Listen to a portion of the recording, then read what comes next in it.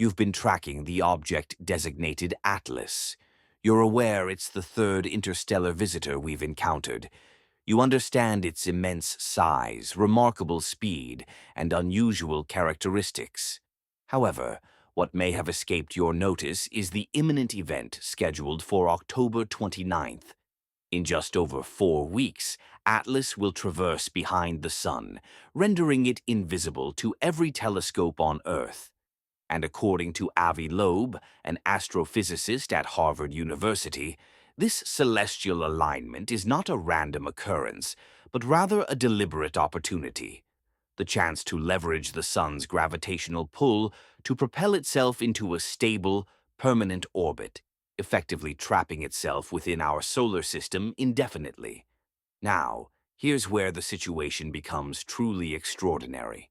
Within the last 48 hours, groundbreaking new data has emerged. The estimated mass of Atlas is at least 33 billion tons, significantly exceeding all prior estimations. Its chemical composition defies all known scientific principles. Furthermore, the distinctive green luminescence that has captured everyone's attention manifested at a precise moment when it should have been scientifically impossible. We have meticulously analyzed Dr. Loeb's complete interview, the one where he meticulously details every single anomaly, every statistical improbability, and every compelling reason why this object might not be what we are being led to believe it is. We are now going to dissect precisely his assertions, examine the actual data presented, and elucidate what is predicted to occur when Atlas becomes obscured in 29 days. Because whether you subscribe to the notion of it being merely an aberrant comet or something far more purposefully orchestrated, one irrefutable fact remains. October 29th marks a pivotal moment when everything could potentially shift. It represents the critical window for a maneuver, the point of no return, and we will comprehensively explore the precise reasoning behind Dr. Loeb's recommendation that you schedule any upcoming vacations prior to this significant date. Let us delve into the intricacies. But before we proceed, if you appreciate in-depth analyses like this, please honor us with a like and consider subscribing. And in the comments section below, share your current location, the local time there, and the most peculiar experience you've ever had. Chapter 1. October 29th alters the landscape. To commence, let us examine precisely what Avi Loeb articulated in his interview, as the very foundation of his argument reveals his analytical approach. He does not initiate his discourse with conjecture, nor does he present the extraterrestrial hypothesis as his starting point. Instead, he begins with a tangible measurement: 20 kilometers. This was his initial estimated size of Atlas, derived from its observed brightness at the time of its initial discovery. 20 kilometers in diameter. To put this into perspective, this dimension surpasses the size of Manhattan Island. It is twice the magnitude of the asteroid that impacted Earth 66 million years ago, an event that led to the extinction of the dinosaurs. This is a colossal dimension for an entity purportedly ejected from another star system and adrift in the galaxy ever since. And here is where Dr. Loeb's statistical acumen immediately comes into play. He states, "Observe, we possess a general understanding of the prevalence of rocky material in interstellar space. We can ascertain this based on observations within star-forming regions, informed by planetary formation models, and by quantifying the abundance of heavy elements dispersed throughout the cosmos." When you perform the calculations, when you determine the frequency with which a celestial body of this magnitude is statistically likely to intersect with our inner solar system, you arrive at a specific figure: once every 10,000 years. Once every 10,000 years, and we have been systematically engaged in the search for interstellar objects for what? A decade? Perhaps slightly longer if we account for the period preceding our technological capacity for definitive identification. A single decade of diligent observation, and we encounter an object that, by all statistical measures, should only appear once every 10 millennia. The probability of such an event, to put it mildly, is extraordinary. However, Dr. Loeb presses his analysis further. He highlights that prior to Atlas, we had already identified two interstellar objects, Oumuamua in 2017 and Borisov in 2019. Both of these were relatively small. Oumuamua was approximately 100 meters in length, akin to the dimensions of a football field. Borisov exhibited similar proportions, spanning a few hundred meters across, representing typical sizes, enabling us to classify any object originating from another star system as conventional. The distribution of objects in space adheres to a predictable pattern. There are significantly more diminutive celestial bodies than their larger counterparts. This is a fundamental principle of physics. As planets coalesce and stellar systems expel material into interstellar space, the outcome is billions of minuscule fragments for every larger boulder, and billions of boulders for every mountain. Consequently, from a statistical standpoint, we should be discovering a multitude of small interstellar objects long before we observe a substantial one. Dr. Loeb calculates that we ought to have identified approximately 100,000 interstellar objects comparable in size to Oumuamua before encountering an entity as massive as Atlas. 100,000, and yet we had only detected two. Now, one could posit that our detection methodologies might be biased towards larger objects, perhaps making smaller ones more elusive, and that Atlas simply appeared first due to its brightness and conspicuous nature. This would be a valid argument were it not for a crucial detail. Atlas was not expected to exhibit such luminosity at the distance it was initially observed. When Atlas was first detected on July 1, 2025, it was situated beyond the orbit of Jupiter, far into the outer reaches where solar radiation is exceedingly weak and objects typically appear dim. Most comets at such a remove are virtually imperceptible. They remain frozen, solid, inert, simply masses of ice and rock drifting through the frigid expanse. They do not develop their characteristic coma, that luminous envelope of gas and dust, until they approach the Sun much more closely, typically within the orbit of Mars. However, Atlas was already radiating light, and not subtly. Its brightness was sufficient for easy detection, leading to initial estimations that it must be enormous to reflect such a considerable amount of sunlight. It was akin to witnessing a street lamp illuminating the heart of the Antarctic wilderness. It should not have been active yet. Dr. Loeb emphasizes this point in his interview. He elaborates on the typical proximity required for comets to develop visible characteristics, stating they generally need to be within approximately 5 astronomical units of the Sun, that is, 5 times the distance between the Earth and the Sun, before solar radiation becomes sufficiently intense to initiate ice sublimation and the release of gases that render them observable. Jupiter resides more than 5 astronomical units away. Atlas was exhibiting luminescence even at a greater distance than this, farther than expected. This implies, and this is one of the initial junctures where the hypothesis of extraterrestrial technology emerges, that it was not being warmed by the Sun at all, but rather was producing its own light.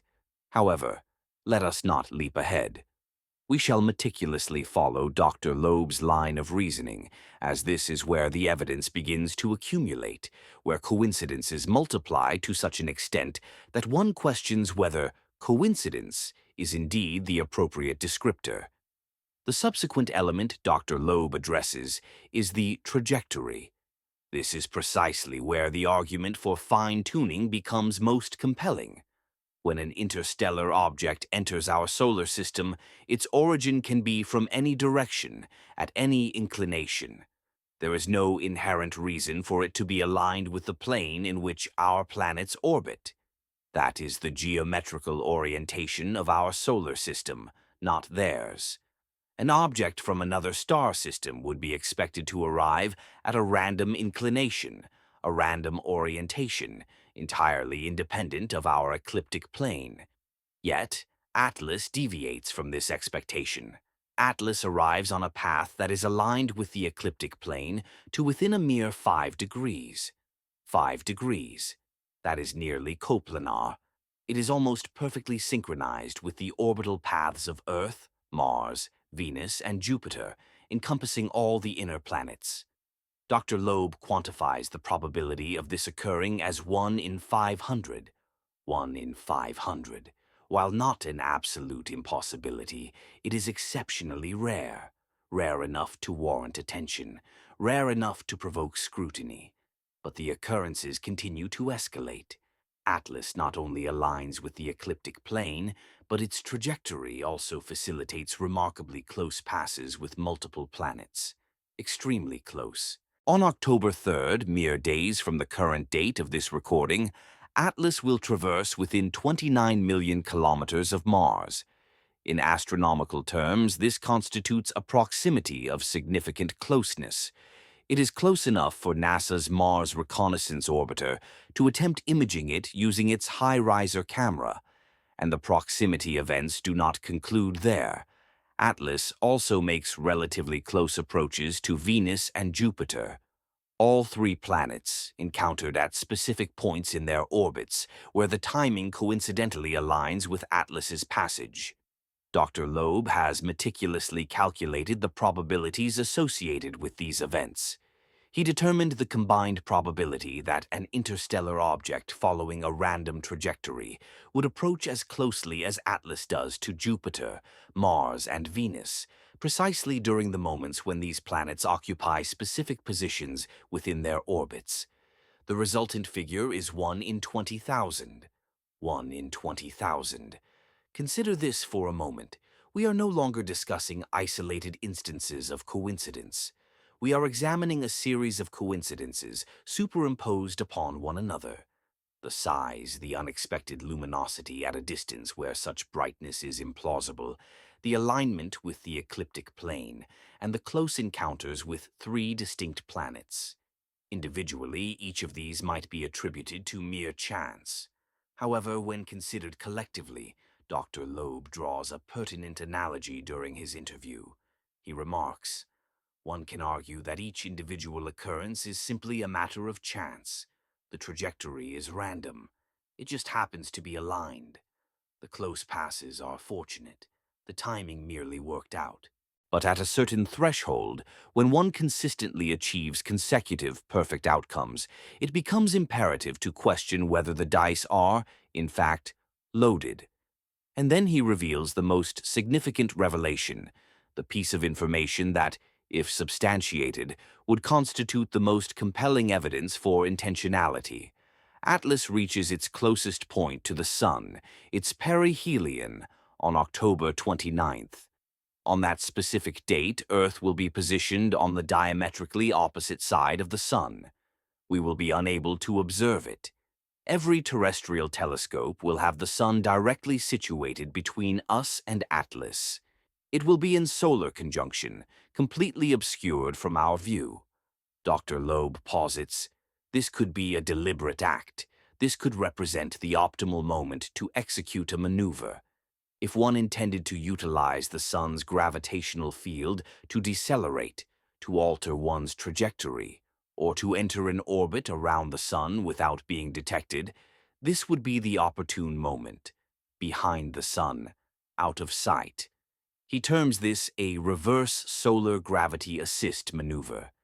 Typically, spacecraft employ the solar gravity assist to increase their velocity. Propulsion is engaged when velocity is at its apex, in proximity to a massive celestial body like the Sun, as even a modest thrust generates the most significant alteration in velocity. However, this principle can be applied in reverse. Propulsion can be utilized to reduce speed, to dissipate velocity, thereby allowing gravitational forces to capture the object into an orbit. And if Atlas were to undertake this maneuver on October 29th, while concealed from our observation, it could effectively ensnare itself within our solar system permanently. It would not merely transit through and depart like a conventional interstellar object. Instead, it would remain in orbit around the Sun, completing periodic circuits, indefinitely residing within our cosmic vicinity. Dr.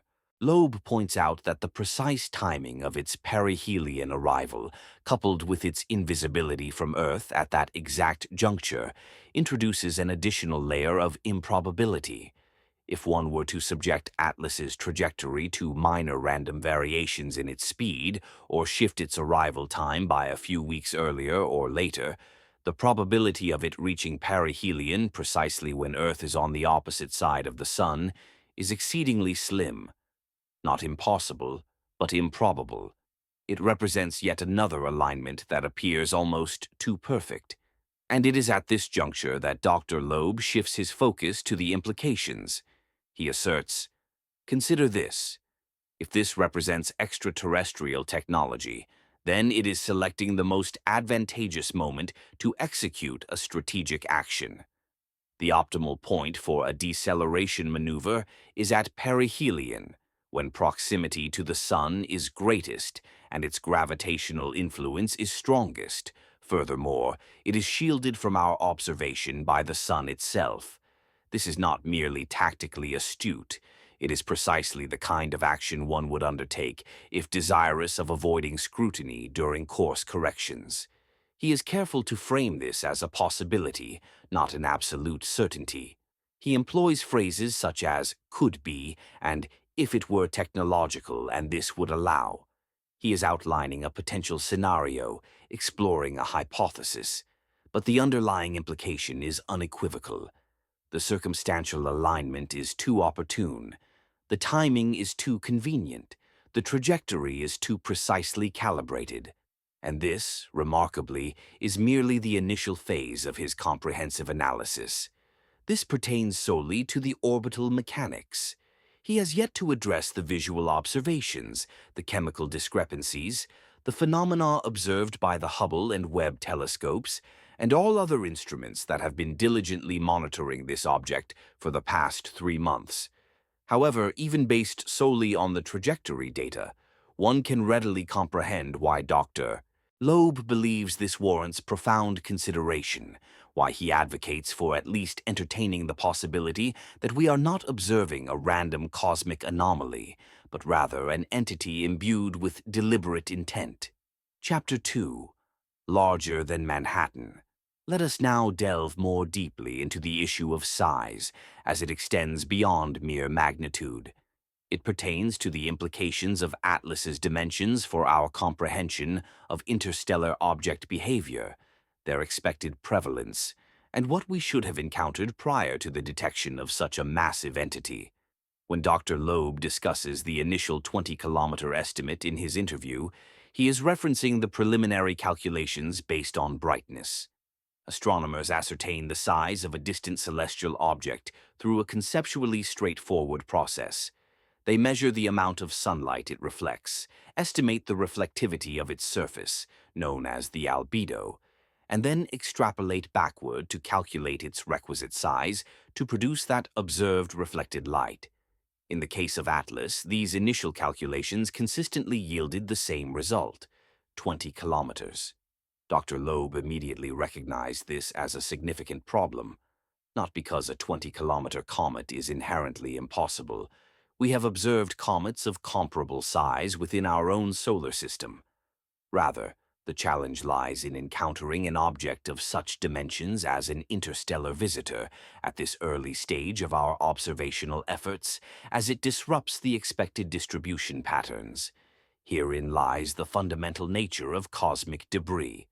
Whether we are discussing asteroids, comets, or interstellar rocks, they adhere to what is termed a power law distribution. This principle signifies that for every large object, there exists an exponentially greater quantity of smaller objects. If there is a single rock measuring 10 kilometers in diameter, there might be 100 rocks measuring 1 kilometer in diameter, 10,000 rocks measuring 100 meters, and 1,000,000 rocks measuring 10 meters. The numbers escalate dramatically as one progresses to smaller scales. This distributional pattern is ubiquitous in the natural world. It governs the size distribution of craters on the moon, the magnitude of earthquakes, and even the population distribution of cities. Large entities are inherently rare, small entities are abundant. The universe does not generate as many mountains as it does pebbles. Therefore, when Dr. Loeb performed his calculations regarding interstellar objects, he anticipated this pattern to hold true. And if it does, if the distribution conforms to the same power law observed universally, then we should be inundated with a multitude of small interstellar visitors long before we ever detect a substantial one. We should have catalogued thousands, perhaps tens of thousands of objects comparable in size to Oumuamua, those entities in the 100-meter range, before we were fortunate enough to observe something as colossal as a 20-kilometer comet. Yet, we had not. We had detected precisely two, Oumuamua and Borisov, both diminutive, both within the 100 to few hundred-meter range. And then, abruptly, Atlas emerges, and it is potentially 100 times larger in diameter, translating to thousands of times greater in volume. Dr. Loeb articulates this point in the interview, stating, "Considering the finite availability of heavy elements in interstellar space, we should have catalogued approximately 100,000 interstellar objects on the scale of Oumuamua before encountering Atlas. 100,000, and we had only identified two interstellar objects prior to this. Now, the interpretation of this disparity branches into several possibilities. One perspective suggests that our detection capabilities are simply inadequate for discerning smaller objects, and we are primarily registering only the larger, brighter entities. This is a plausible explanation, as telescopes possess inherent limitations, and small, dark celestial bodies are inherently difficult to observe. Alternatively, it is possible that the initial size estimation was inaccurate. Perhaps Atlas is not truly 20 kilometers in diameter. It is conceivable that the observed brightness originated from a source other than a vast, solid nucleus reflecting sunlight. It might have been enveloped by an extensive cloud of gas and dust, creating an illusion of greater size and luminosity than its actual nucleus possessed. As it turns out, this second possibility aligns more closely with our current understanding. More recent observations, particularly those obtained by the Hubble Space Telescope, have significantly refined the size estimation. As of late August, data from Hubble indicated that the upper limit for Atlas's diameter is approximately 5.6 kilometers. While still substantial and certainly larger than previous interstellar visitors, it falls short of the 20-kilometer mark, the size of Manhattan. 5.6 kilometers is a more plausible figure. It remains unusual, still larger than we would anticipate discovering at this early stage of observation, but it resides within the plausible range for a naturally occurring comet. It does not fundamentally invalidate the statistical model in the same manner that a 20-kilometer object would. However, this is where the narrative becomes intriguing once more. Because just this past week, within the last 48 hours, new data has surfaced, complicating the situation considerably. Dr. Loeb and his colleagues have published a novel analysis, which has not yet undergone peer review, examining Atlas's trajectory with exceptional precision. They aggregated data from 227 observatories globally, encompassing over 4,000 individual observations spanning several months.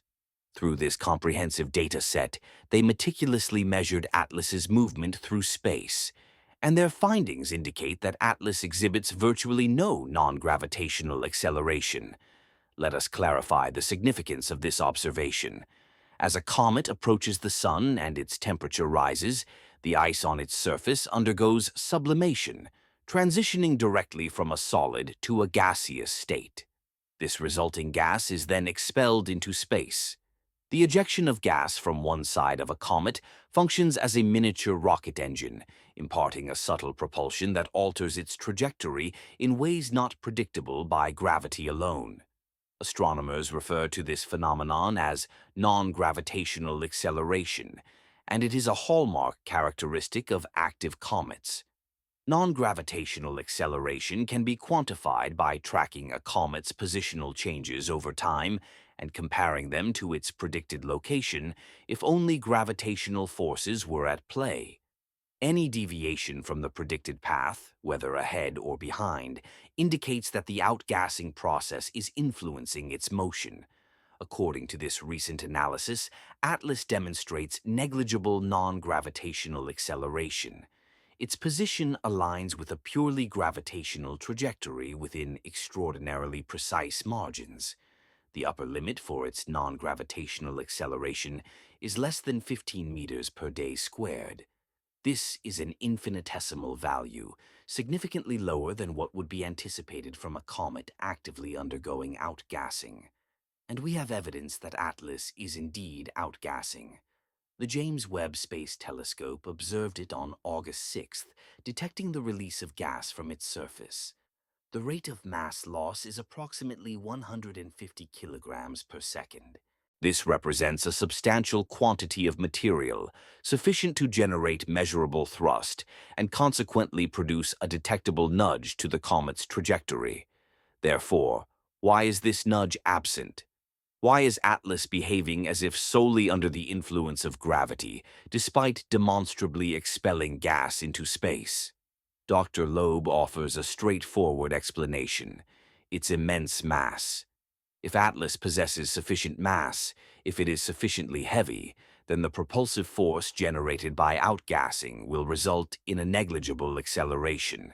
It is akin to attempting to propel an ocean liner with a leaf blower. The force is present, but the sheer magnitude of the mass renders any resultant acceleration insignificant. Consequently, they performed the necessary calculations. Given the observed rate of outgassing and the absence of detectable non-gravitational acceleration, what is the minimum possible mass that Atlas could possess? The derived answer is 33 billion tons. 33 billion tons. This represents the lower bound. Atlas must weigh at least this amount, otherwise we would observe it being significantly perturbed by its own gas jets. And if its mass is 33 billion tons, and assuming it is composed of rock and ice with a density comparable to other comets, a minimum diameter can be calculated, yielding a figure exceeding 5 kilometers, potentially significantly more depending on its actual density. Thus, we return to the conclusion of a substantial object, not 20 kilometers, likely not, but certainly on the larger end of the spectrum, undeniably more massive than any other interstellar object we have previously observed.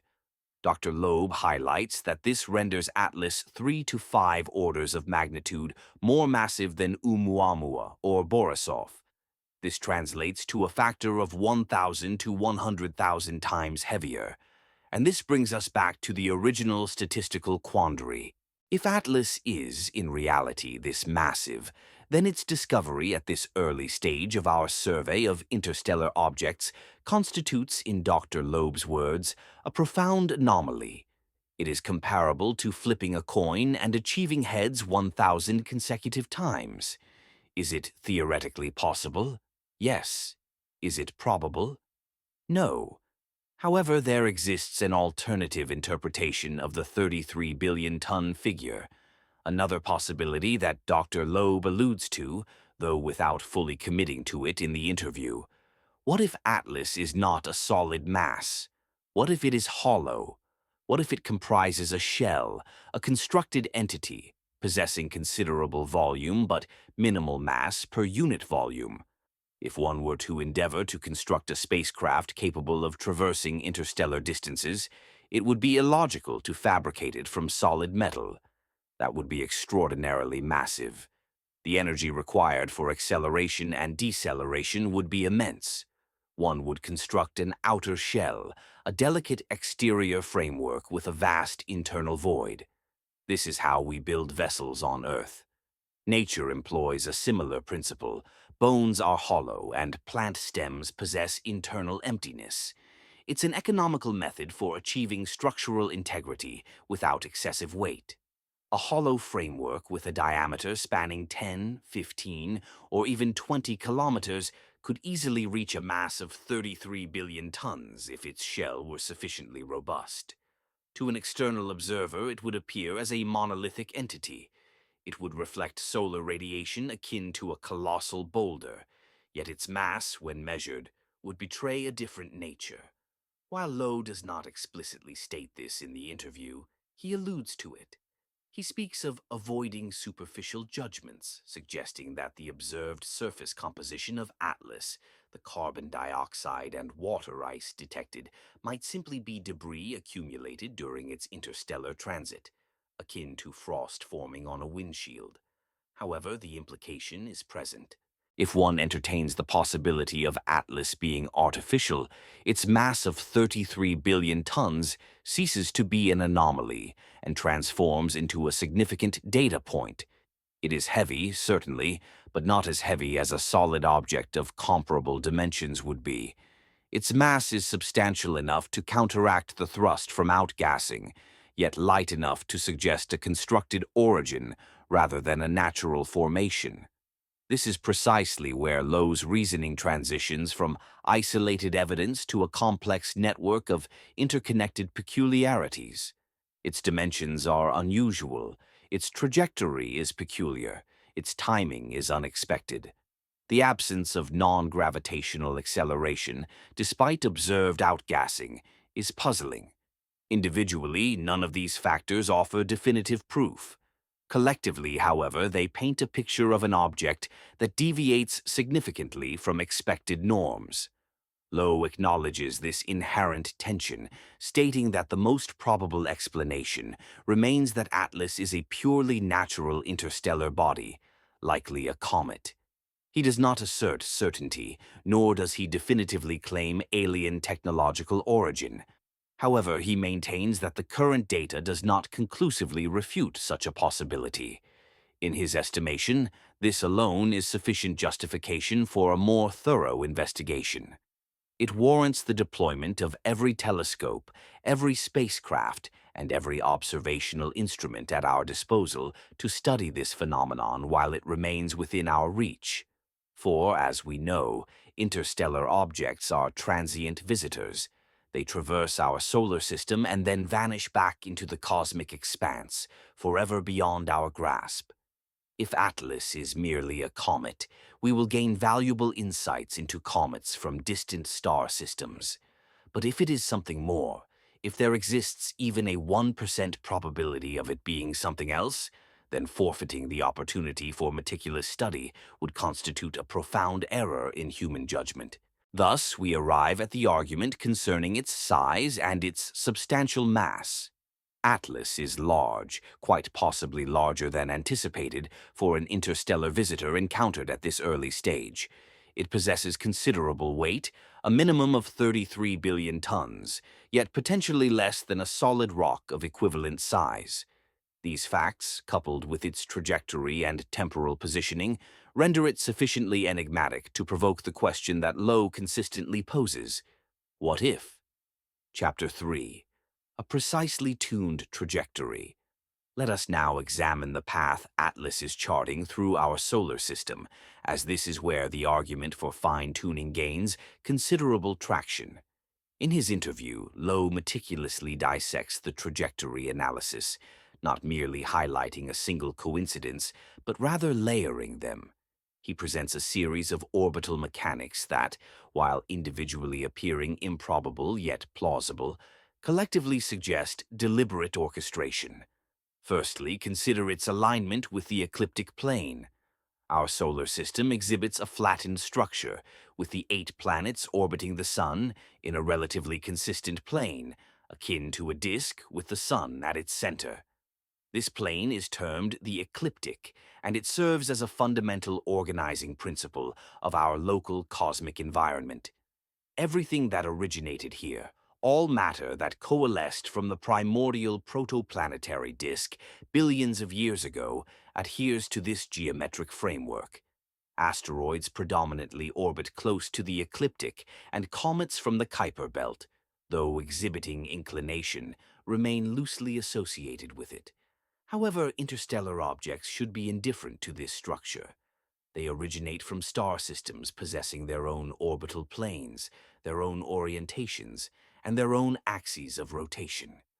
An object arriving from beyond should, therefore, approach from a random direction and at a random angle. The probability of it aligning closely with our ecliptic plane is remote, though not impossible. Low quantifies this probability at approximately 1 in 500, or a mere 0.2% chance. If one were to examine 500 randomly selected interstellar objects, one might anticipate a single instance of such close alignment purely by chance. Atlas, however, represents only the third such object ever observed. Consequently, we are already encountering a phenomenon that defies odds of roughly 500 to 3. This is improbable, but not entirely extraordinary. Then we must factor in the close planetary encounters. Atlas does not merely transit through the solar system at an arbitrary distance from the planets. It passes in close proximity to 3 of them: Mars, Venus, and Jupiter. Furthermore, these are not merely close spatial encounters, but also temporally synchronized. It arrives at the orbital path of each planet precisely when that planet is in a nearby position. Contemplate the complexity this entails. The planets are in constant motion. Mars completes its orbit in approximately 687 days, Venus in 225 days, and Jupiter in 12 years. They are situated at varying distances, move at different velocities, and occupy specific positions only at precise moments. For an interstellar object to pass near all 3 during its flyby, the timing must align flawlessly. Lowe has also performed the mathematical calculations for this. He analyzed Atlas's trajectory, determining the minimum distances it achieved relative to each planet's orbit, not merely in terms of spatial separation, but also accounting for the actual positions of the planets during Atlas's passage. The combined probability of all 3 close encounters occurring by chance, given a random arrival time and trajectory, amounts to approximately 1 in 20,000. 1 in 20,000. We are no longer discussing odds of 500 to 1. We are contemplating probabilities in the tens of thousands to 1. And this figure pertains solely to the planetary encounters, excluding the ecliptic alignment, which represents a distinct statistical consideration. On October 3rd, mere days from now, Atlas is projected to pass within approximately 29 million kilometers of Mars. In cosmic terms, this is effectively a near miss. It is sufficiently close that NASA intends to utilize the high-resolution camera aboard the Mars Reconnaissance Orbiter to capture direct images of Atlas. The high-rise instrument is designed for imaging the Martian surface with exceptional detail, capable of resolving individual boulders and rover tracks. Directing it towards Atlas should provide the most revealing visual of this object to date, potentially differentiating the nucleus from the surrounding coma and dust cloud. However, the truly intriguing aspect lies here. The minimum orbit intersection distance, the closest point at which Atlas's trajectory approaches Mars's entire orbital path, is a mere 2.7 million kilometers. 2.7 million. In astronomical terms, this is an exceptionally narrow margin. Had Atlas's trajectory been subtly altered, had it arrived slightly earlier or later, or had its path been tilted by a mere few degrees, it could have come considerably closer. It could have intersected Mars's orbit at a point where Mars itself was present. Lowe emphasizes this point in his interview, remarking, "This fine-tuning, this proximity to Mars coupled with the approaches to Venus and Jupiter suggests a trajectory that is either extraordinarily fortunate or meticulously engineered. And if it is engineered, if there is any intent behind it, then the October 3rd encounter with Mars might not simply be a flyby. It could represent an opportunity. An opportunity for what, precisely? That is where speculation begins. Lowe posits that if Atlas were a technological artifact, perhaps a spacecraft or probe, then passing close to Mars would present an ideal juncture for deploying a secondary payload. This could involve a smaller probe, a lander, or a scout. A companion object could be released, executing a minor course adjustment to intercept Mars while the primary body continues its trajectory towards the Sun. He has even calculated the necessary parameters.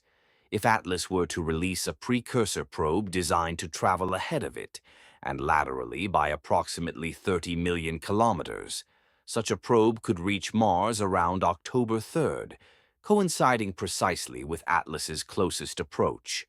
The required ejection velocity would be modest, a few kilometers per second, readily achievable with even limited propulsion systems. Furthermore, from Earth, we would remain unaware of its deployment. Our telescopes lack the capability to track objects of such small size at such distances. Our instruments can resolve objects down to perhaps 10 or 20 meters at Jupiter's distance, but considerably smaller objects, especially those deliberately attempting to remain undetected, are beyond our current observational limits. Is there any evidence to suggest that Atlas has deployed any such object? No, there is no such evidence. This remains purely speculative. However, Lowe's central point is that we ought to be vigilant. We must closely monitor Mars during and after the October 3rd encounter. Should any unusual phenomena manifest in Martian orbit, or if any of the spacecraft currently orbiting Mars detect anomalies, such findings would be highly significant. And then there is the Venus Pass. Atlas will also execute a relatively close approach to Venus, though not as intimate as its encounter with Mars. Jupiter, situated further out in its orbit, will also be involved in an encounter, albeit at a greater distance. The fact that all three occur during a single transit through the inner solar system is, once again, statistically unusual. Not impossible, but certainly uncommon. However, it is the timing of perihelion, the point at which Atlas achieves its closest proximity to the Sun, that commands Lowe's primary attention. This is because perihelion is scheduled for October 29th, a date on which Earth will be positioned directly opposite the Sun. Atlas will then be in solar conjunction, rendering it invisible to us. Every terrestrial telescope will be obstructed by the Sun. Even space-based telescopes, unaffected by daylight, will face significant challenges in observing it due to the Sun's overwhelming glare, which obscures all nearby objects. Lowe refers to this as a clandestine vantage point. He asserts that if one were designing a trajectory that facilitated an unobserved maneuver, this would be the ideal scenario. Perihelion represents the optimal location for a deceleration maneuver because it is where the Sun's gravitational pull is most potent. Furthermore, the Oberth effect, the phenomenon whereby orbital mechanics amplify thrust when moving at high velocity near a massive object, operates in reverse here. By expending fuel to slow down and shed velocity, the Sun's gravity assists in capturing the object into orbit. If Atlas were intended to remain, if it aimed to transition from a hyperbolic escape trajectory to an elliptical bound orbit, October 29th would be the opportune moment, and its actions would remain hidden from our view.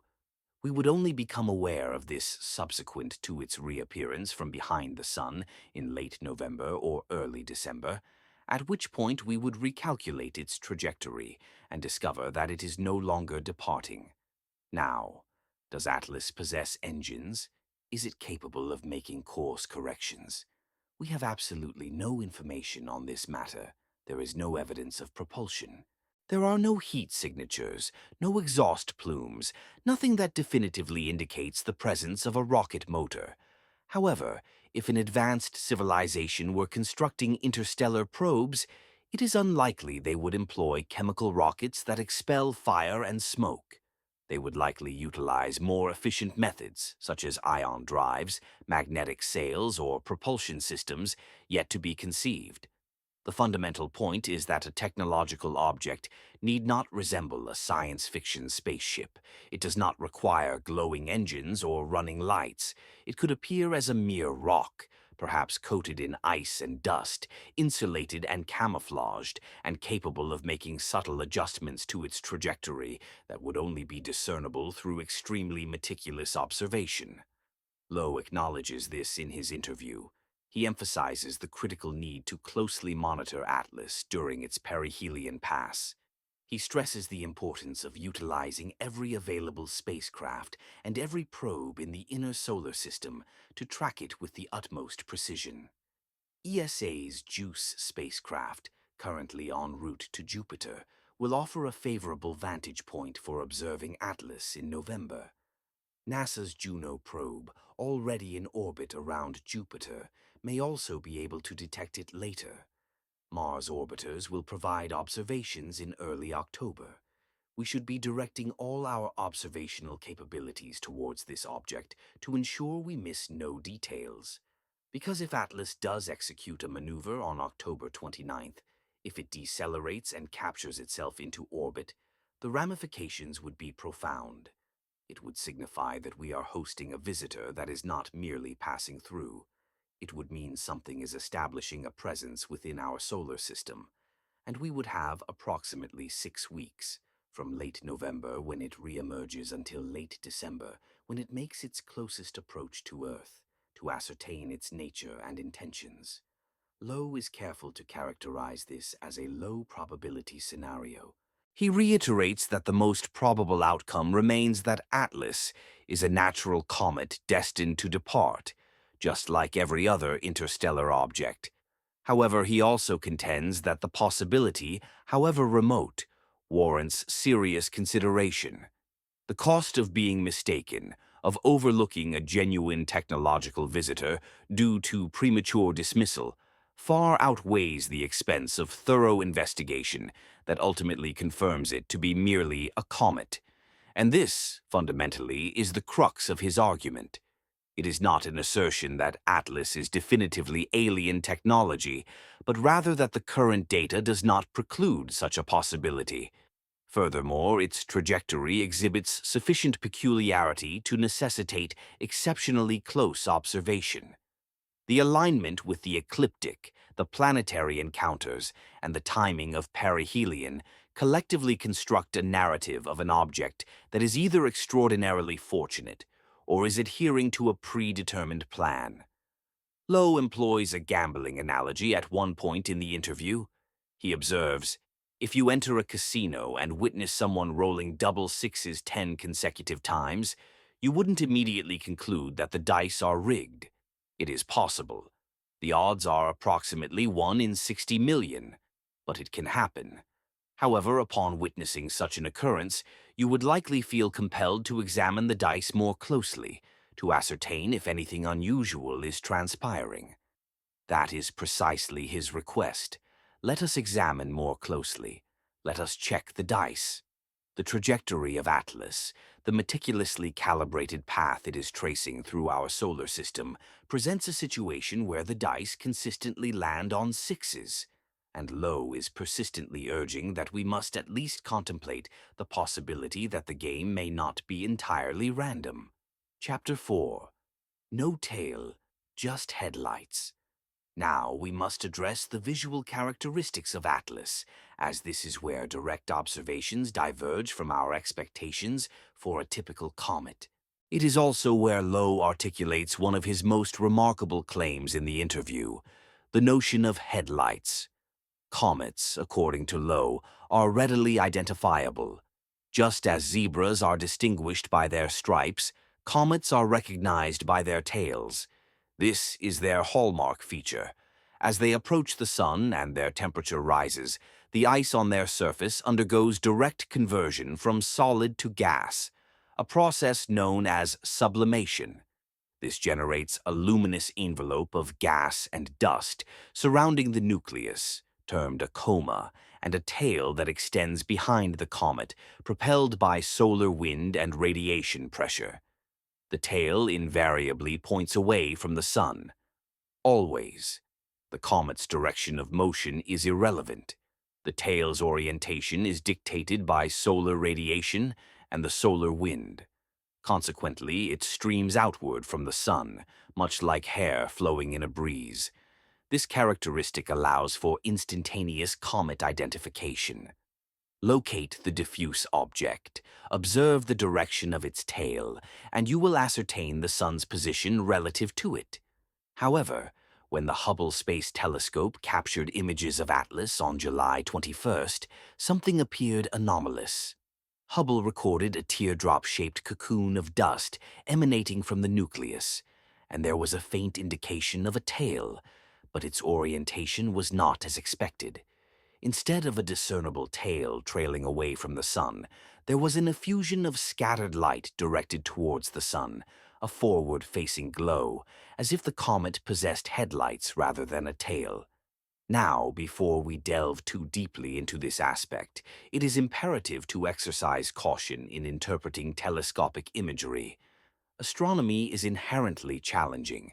When photographing an object traversing space at interstellar velocities millions of kilometers away, exposure times are critical. The object moves during the exposure, and this movement can induce smearing effects. This results in a light trail in the direction of the object's travel. If this direction happens to be towards the sun, it can create the illusion of a forward-facing luminescence, despite being merely a product of motion blur. NASA scientists were prompt in offering this explanation. They suggested that the apparent extension towards the sun in the Hubble image was likely an artifact of the imaging process. The comet was accelerating towards the sun, and Hubble tracked it during the exposure, leading to the streaking of background stars and potentially creating a false impression of a forward-facing tail. However, Lowe remained unconvinced. He co-authored a research paper with colleagues exploring the possibility of Atlas being an alien artifact. One of the arguments presented was this unusual forward glow. They posited that while smearing effects might account for a portion of the observed phenomenon, the brightness and structure of the extension did not precisely align with what would be anticipated from pure motion blur. Subsequently, in late August, a significant development occurred. The Gemini South Telescope in Chile acquired new images of Atlas. This time, a distinct tail was visible. A faint tail streamed away from the sun, precisely as expected. By late August, Atlas had exhibited cometary behavior that appeared entirely conventional. Scientists analyzing these images declared it confirmation of their long-held suspicion. Atlas is indeed a comet. It is outgassing, generating both a coma and a tail. The case, they concluded, was closed. However, Lowe points out the intriguing timing of these events. For the initial month and a half following its discovery, Atlas displayed ambiguous visual characteristics. The forward glow, the absence of a clear tail, and an unusual brightness for an object situated so far from the sun. Then, precisely around the time it crossed within Mars's orbit and solar heating intensified significantly, it began to resemble a conventional comet. He uses a literary analogy in the interview, asserting that one should not judge a book by its cover.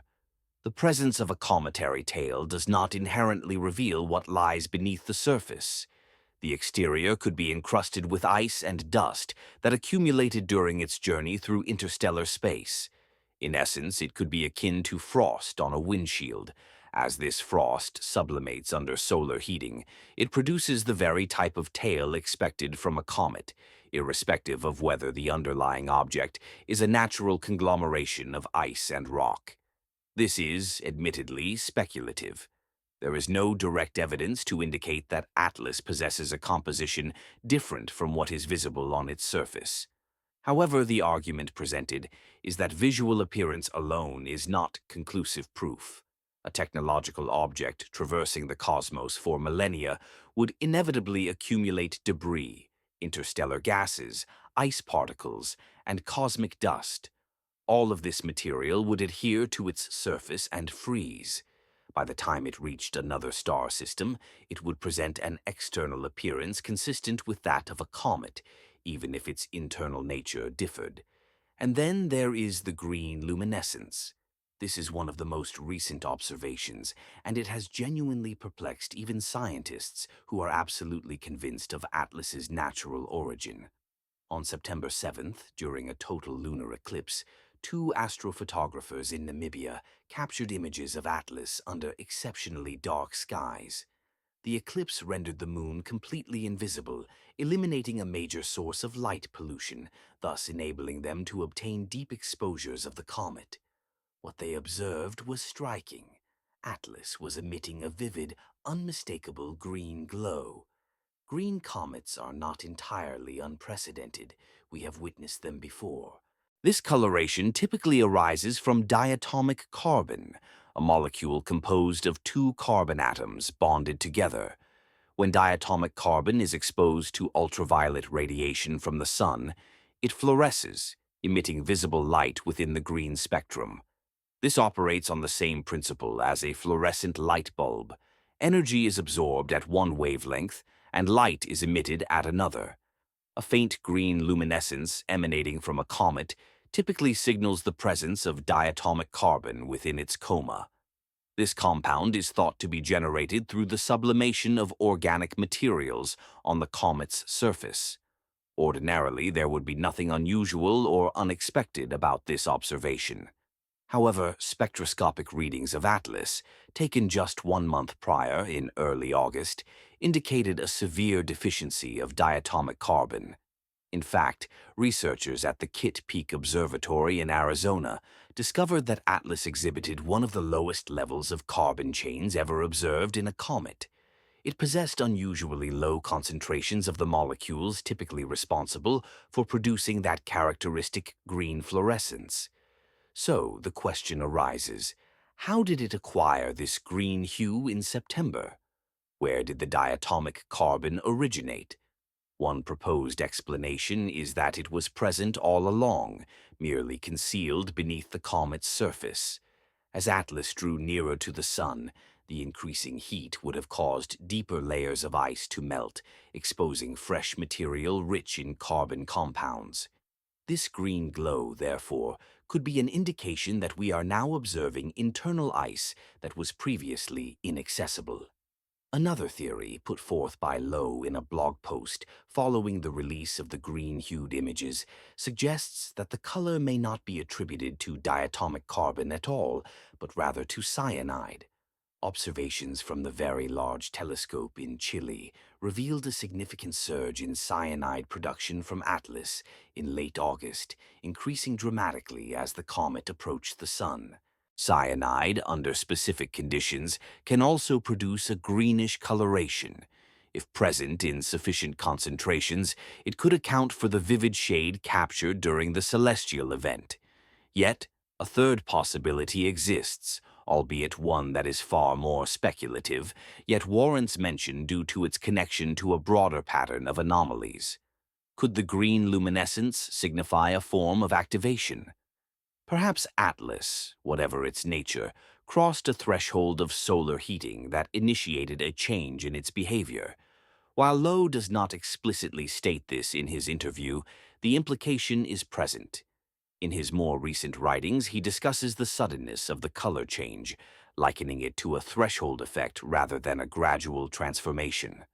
One moment, the comet was devoid of green, and the next, it displayed a vivid green, akin to flipping a switch. If Atlas were an artificial construct in a dormant state, having traversed the frigid expanse of interstellar space for eons, it would necessitate a mechanism for activation upon entering a new stellar system. Temperature would serve as an obvious trigger. As the object approached the sun and its surface temperature rose, internal systems could power on, instruments could activate, and this activation might produce byproducts, heat, light, or chemical emissions that we would interpret as typical cometary outgassing. Again, this remains speculative, lacking concrete evidence, but it aligns with the pattern Lowe consistently highlights. Atlas exhibits behaviors that are almost cometary, yet not entirely. It possesses most of the expected characteristics, but with peculiar deviations. A tail that forms late, a forward glow that should not be present, and a color change that contradicts spectroscopic data. While each individual anomaly might have a plausible natural explanation, their collective presence suggests an entity that is striving to resemble a comet, but falls short. Furthermore, let us consider its chemical composition. The James Webb Space Telescope, on August 6th, observed Atlas and analyzed the gases in its coma through spectroscopy. The findings were indeed unusual. The ratio of carbon dioxide to water ice was an astonishing 8 to 1. 8 to 1. This is among the highest ratios ever recorded for any comet, natural or otherwise. The majority of comets within our solar system are predominantly composed of water ice, with trace amounts of other compounds. Water is ubiquitous. It is found on every icy celestial body we have ever studied, from comets to the moons of Jupiter and the rings of Saturn, all primarily consisting of water ice with admixtures of other substances. Atlas, however, presents the opposite scenario. It is dominated by carbon dioxide, with only a modest quantity of water. What could account for this disparity? One hypothesis suggests that Atlas originated in an extremely frigid region of its home star system, far from its sun, where carbon dioxide ice remains stable while water ice would have sublimated over billions of years. It could be genuinely ancient, predating our solar system, originating from a star that formed when the galaxy was younger and possessed different chemical compositions. Another possibility is that the carbon dioxide represents a recent acquisition. It might be frost that formed on the surface during Atlas's journey through interstellar space. Interstellar gas clouds are known to contain carbon dioxide. If Atlas traversed such a cloud, molecules could have condensed onto its frigid surface, gradually accumulating a layer of carbon dioxide ice. Alternatively, and this is where Lowe's argument gains traction, the carbon dioxide could serve as a protective shield, a deliberate coating designed to insulate the object and regulate its temperature as it travels between stars. Carbon dioxide ice possesses distinct thermal properties compared to water ice. It sublimes at different temperatures, reflects light differently, and offers protection against radiation in specific ways. If one were engineering a probe intended to endure interstellar space, carbon dioxide might be a logical component of its thermal management system. This concept, while highly speculative, is not physically implausible. We understand that carbon dioxide ice behaves differently from water ice. We know it can form stable deposits under appropriate conditions, and we recognize that any object journeying through space for millions of years would require some form of protection against radiation, micrometeoroids, and extreme temperature fluctuations. The core point Lowe repeatedly emphasizes is the imperative not to make assumptions. We should not examine the surface composition and conclude that it reveals everything about what lies beneath. The 8 to 1 ratio is anomalous and warrants investigation, but it neither proves Atlas is natural nor definitively proves it is artificial. It is merely another data point in an accumulating series of observations that deviate from the established scientific model. Chapter 5. Is it extraterrestrial technology? Let us directly address the central question that Lowe poses in his paper and explores throughout the interview. Is the object designated Oumuamua Atlas indeed extraterrestrial technology? Not simply could it be or might it be, but what evidence would be required to conclusively determine that it is?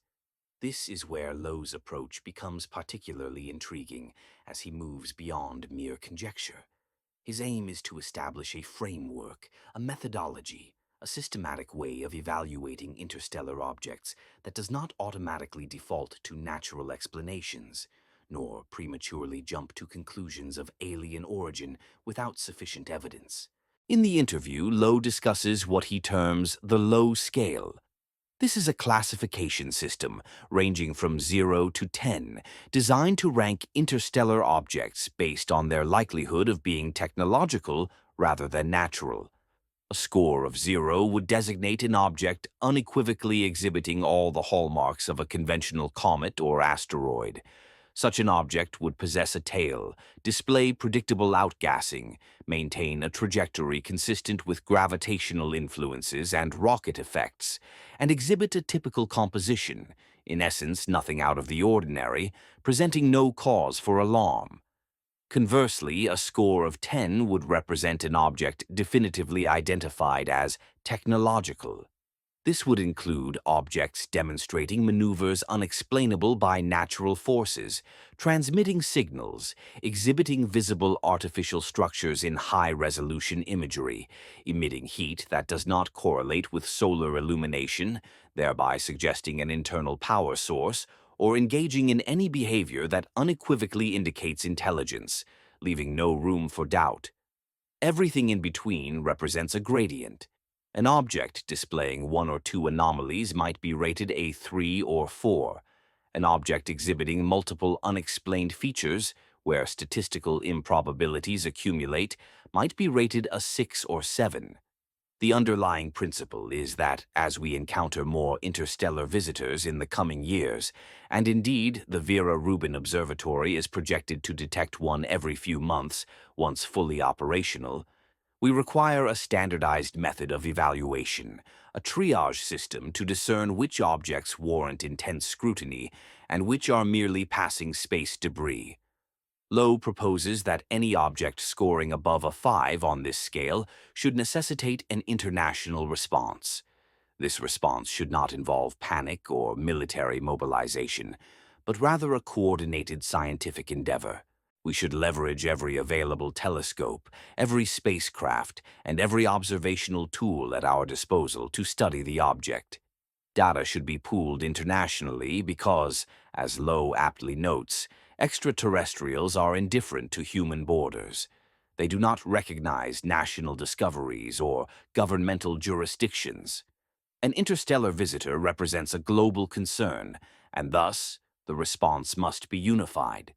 He further suggests the establishment of a dedicated international organization tasked with monitoring interstellar objects and formulating appropriate responses should they exhibit technological signatures. Currently, such a body does not exist, while agencies like NASA and ESA, along with various national space organizations, track near-Earth objects and monitor for asteroid impacts. There is no unified protocol for addressing the detection of an interstellar probe. Lowe argues for the necessity of such a protocol, emphasizing the limited window of opportunity. Interstellar objects travel at high velocities. By the time they are detected, they are often already deep within our solar system, leaving us with mere weeks or months for observation before they depart. If we squander this crucial time debating jurisdiction or the validity of the investigation, the opportunity will be lost entirely. He draws a parallel to other existential risks. We express concern regarding artificial intelligence, leading to conferences, research institutes, and governmental task forces dedicated to ensuring that AI development does not inadvertently pose a threat to humanity. We are concerned about climate change, resulting in international agreements, treaties, and summits where nations collaborate on responses. We even prepare for asteroid impacts. NASA has a planetary defense program specifically designed to track potentially hazardous objects and develop deflection strategies. Yet, for extraterrestrial technology, there is no comparable organization, no protocol, no plan. This, Lowe finds perplexing. He contends that even if the probability is low, even if there is only a 1% chance that an interstellar object could be technological, the potential consequences are so significant that preparedness is essential. Unlike a radio signal emanating from a distant star, which affords ample time for deliberation and planning, a visitor within our immediate vicinity demands swift action. So, where does Atlas rank on the Lowe scale? While he refrains from assigning an exact number in the interview, reading between the lines suggests a rating somewhere around a 5 or a 6. It is not definitively technological, but it exhibits enough anomalies to warrant serious consideration.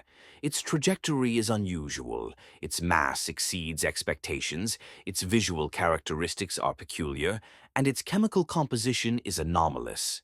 While each individual characteristic might possess a natural explanation, collectively they position Atlas in a category that cannot be casually dismissed as definitively natural. Lowe's argument is not that Atlas is unequivocally an alien spacecraft. Rather, he posits that it is sufficiently peculiar to warrant close observation and an open mind to the possibility that it may not be a natural phenomenon. To prematurely dismiss it, thereby potentially overlooking a genuine technological visitor, would represent a tragedy of historic proportions. Lowe also introduces a more unsettling notion. If Atlas is technological, it might not be benevolent. He references the dark forest hypothesis, a concept from science fiction, suggesting that the universe is teeming with intelligent civilizations, all of whom remain silent out of self-preservation. In this paradigm, revealing one's presence is perilous. If the intentions of another species are unknown, and there is no certainty they are not hostile, the safest course of action is to remain concealed, to act as the predator rather than the prey. Within this framework, an interstellar probe entering a star system could be a reconnaissance mission, a scout gathering information prior to the arrival of a larger force, or it could be the vanguard of an assault, designed to disable defenses or deploy weapons before the target is even aware of the threat. Lowe carefully frames this as a thought experiment, not a definitive prediction. He states in the interview that Atlas could be here to save us or to destroy us, and we should be prepared for both eventualities. However, the underlying implication is profound. If we detect something technological, we cannot simply assume it is benign. We must assess its capabilities, its trajectory, and its potential threat level, and we must do so promptly while it is still at a sufficient distance to allow for meaningful options. What options would we realistically have? Frankly, very few. If Atlas is indeed a spacecraft already within the inner solar system, our capacity to intervene would be severely limited. We possess no weaponry capable of destroying a 20-kilometer object, nor do we have spacecraft that could intercept it at its current velocity. Our most viable recourse would be communication, attempting to transmit a message, to establish contact, and hoping that its creators are amenable to dialogue. Lowe suggests that if Atlas proves to be technological, one of the initial actions should be to transmit a message, something simple such as, "Hello, welcome to our neighborhood. We come in peace." This would represent a standard first contact protocol, followed by a period of observation to ascertain if there is a response or any change in the object's behavior, indicating reception and comprehension of the message. However, all of this presupposes our ability to recognize technological signatures if we were to encounter them, which presents a significant challenge. We tend to search for indicators that conform to our preconceived notions of what technology should manifest as, such as radio signals, heat emissions, or geometric structures. Yet, an advanced civilization, capable of constructing interstellar probes, might employ technologies so far beyond our current understanding that they would be unrecognizable as artificial.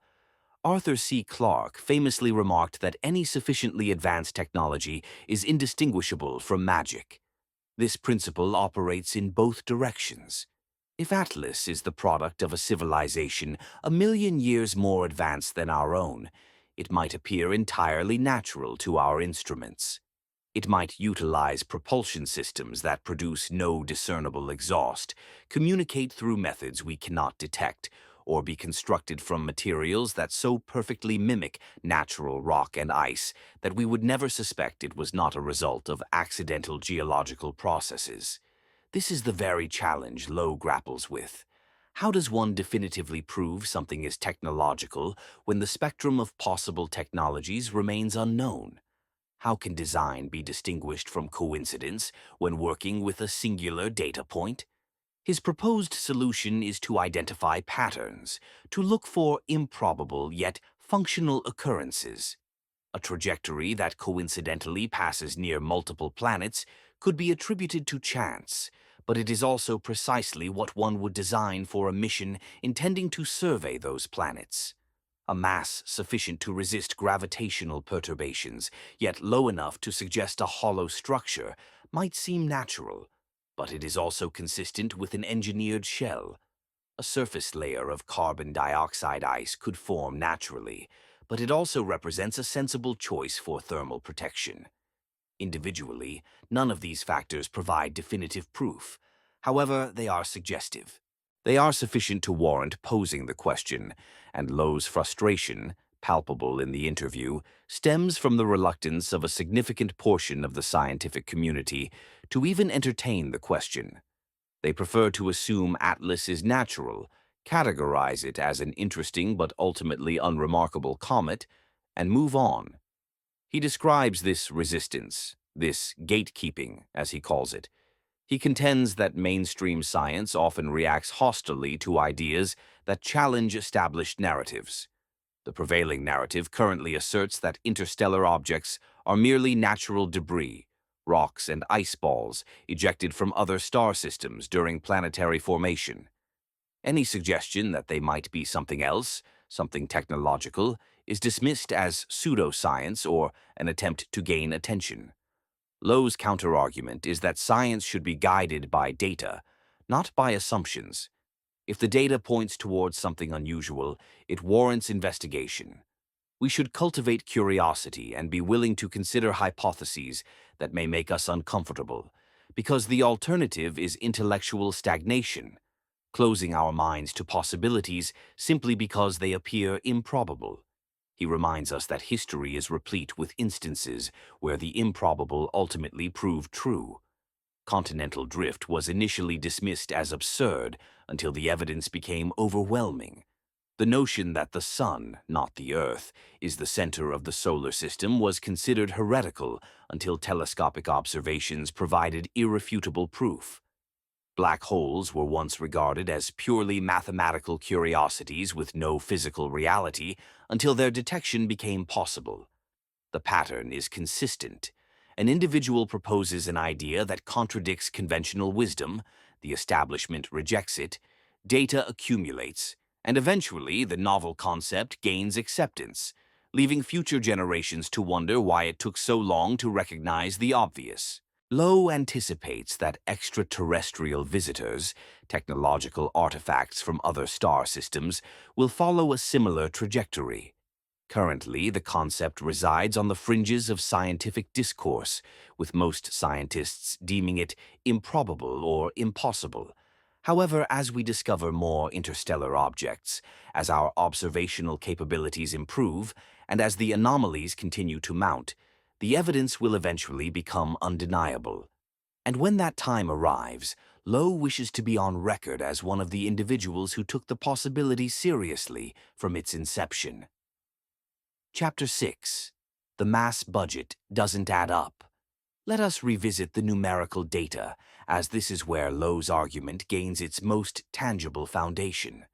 The calculation of 33 billion tons is not merely an interesting statistic. It represents a constraint. It provides fundamental insights into the composition, structure, and plausibility of Atlas's existence, given our understanding of interstellar space. When Lowe discusses the mass budget in his interview, he is referring to a relatively straightforward calculation: the estimated amount of rocky material present in interstellar space. Considering this quantity, how frequently should we anticipate encountering objects of varying sizes passing through our solar system? The galaxy contains a specific abundance of heavy elements, such as carbon, silicon, iron, and oxygen, the fundamental components of rocks, planets, and asteroids. The majority of this material is contained within stars and planets. Some of it drifts in interstellar space as dust and minute particles.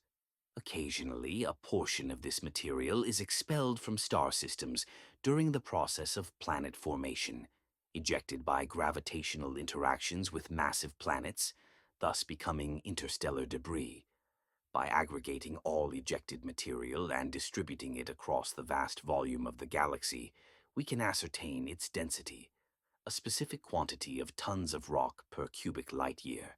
This figure is quite small, as space is immense and predominantly empty. However, we can estimate it based on models of planet formation and observations of nascent star systems. Once this density is established, it becomes possible to calculate the frequency with which an object of a particular size should intersect with our solar system. Small objects are abundant, hence their frequent detection.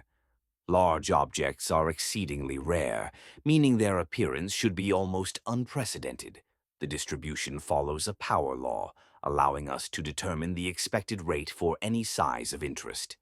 For Atlas, assuming the initial estimate of 20 kilometers, Lowe calculated that an object of that magnitude should be encountered approximately once every 10,000 years. Even with a revised estimate of 5 to 6 kilometers based on the 33 billion ton mass, the rate remains exceptionally low, perhaps once per 1,000 years, or once every few thousand years, depending on the precise interstellar population model used. Yet, we have only been actively searching for a decade and have already detected it. This statistical anomaly is what Lowe repeatedly highlights. It is akin to predicting that a specific rare bird will appear outside your window once every millennium, and then observing it on your very first day of bird watching. Is it possible we are simply fortunate? Absolutely. Rare events do occur. People win the lottery. Lightning strikes. However, when this statistical oddity is considered in conjunction with all the other anomalies we have previously discussed, the trajectory, the timing, the visual peculiarities, it begins to feel less like mere chance and more like something else entirely. There exists an alternative approach to resolving this perplexing quandary. Perhaps our current estimations of the universe's interstellar material reserves are inaccurate. It's conceivable that a significantly greater quantity of rocky celestial matter is adrift in the cosmos than we currently acknowledge.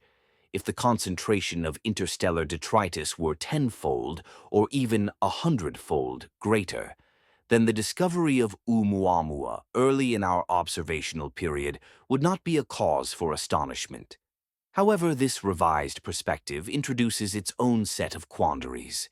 If the expanse of interstellar space is teeming with substantial objects, why have we encountered so few of them? The Vera C. Rubin Observatory, commencing operations in 2025, is presently identifying asteroids at an astonishing pace, discovering thousands within our solar system weekly. If interstellar entities were commonplace, the Rubin Observatory should be detecting them incessantly. Yet, to date, it has only registered a scant few potential candidates, the majority of which are still undergoing verification. Consequently, either our mass budget calculations remain accurate, rendering Oumuamua a statistical anomaly, or the mass budget itself is flawed, and we are on the cusp of realizing that interstellar objects are far more prevalent than previously believed. Regardless of the explanation, a certain discordance persists. Lowe favors a third possibility. Oumuamua possesses an extraordinary mass not because it is a solid, dense rock, but rather because it is a construct, a hollow shell, an entity possessing considerable volume but a low mass-to-volume ratio. This would account for its measured weight of 33 billion tons, sufficient to counteract propulsive forces from outgassing, yet less massive than a solid object of comparable dimensions. Consider the spacecraft we construct. The International Space Station, though vast, has a remarkably low mass relative to its size, being predominantly empty space enclosed by thin metallic layers. Were it observed from a distance and mistakenly assumed to be a solid metal mass, its weight would be drastically overestimated. The same principle could be applicable to Oumuamua. If it is hollow, engineered for lightness and efficiency, it could readily exhibit the mass we are detecting without being impossibly rare. Nevertheless, this hypothesis faces a significant hurdle. We possess no direct empirical evidence confirming Oumuamua's hollowness. Its internal composition remains inaccessible to our observation, and its internal structure is unmeasurable. All we have to work with is the trajectory data and the mass estimation derived from the absence of non-gravitational acceleration. These parameters are entirely consistent with a solid celestial body, albeit one of surprisingly substantial mass. What is required is a method to investigate its interior. Radar technology could provide this capability if we could achieve sufficient proximity. Radar waves can penetrate surfaces, revealing internal structures. This technique was instrumental in mapping the interiors of comets within our solar system by analyzing the radio wave echoes. However, Oumuamua is presently too distant for terrestrial radar, and no spacecraft currently possesses the necessary proximity. The high-resolution imaging science experiment, HiRISE, camera aboard the Mars Reconnaissance Orbiter, scheduled to image Oumuamua on October 3rd, lacks the capacity to penetrate objects. It can only capture surface imagery. However, it might still yield valuable insights. If Oumuamua exhibits an unusual form, an excessive smoothness, or a geometric regularity, or if it displays features inconsistent with a naturally occurring comet, such observations would be significant, not conclusive proof, but an additional piece of data. Lowe is particularly keen to ascertain what the high-rise imagery will reveal, especially concerning its ability to differentiate the nucleus from the coma. A common challenge in observing comets is the obscuring effect of the luminous envelope of gas and dust surrounding them, which hinders clear observation of the solid core. It is akin to attempting to photograph a light bulb while someone is shining a flashlight directly into your eyes. The glare overwhelms the finer details. However, HiRISE possesses extraordinary resolution, having been engineered to discern boulders on the Martian surface, objects measuring approximately 1 to 2 meters across from orbit. When directed at Oumuamua from a distance of 29 million kilometers, it should be capable of resolving features down to roughly 30 kilometers. While insufficient for discerning minute surface details, this resolution is adequate to distinguish the central nucleus from the surrounding coma, allowing for a more precise size estimation. Should the nucleus prove to be larger than 5 kilometers, and if HiRISE confirms that Oumuamua's dimensions indeed approach 10, 15, or 20 kilometers in diameter, the mass-budget dilemma will be exacerbated. A solid object of such magnitude weighing a mere 33 billion tons would necessitate a composition of an exceedingly low-density material, such as porous ice or a foam-like substance, which diverges from the typical composition of comets. If this proves to be the case, with Oumuamua simultaneously exhibiting anomalous size and anomalous lightness, the hypothesis positing a technological origin gains considerable traction, not definitively proven, but plausible. There is another facet to the mass budget discussion that Lowe briefly addresses, but which warrants further exploration. The prevalence of interstellar objects should correlate with the number of planetary systems actively forming planets and expelling debris. If planet formation is a widespread phenomenon, with most stars hosting planetary companions, then the rate of such objects should be relatively high. Conversely, if planet formation is an infrequent occurrence, the rate would be considerably lower.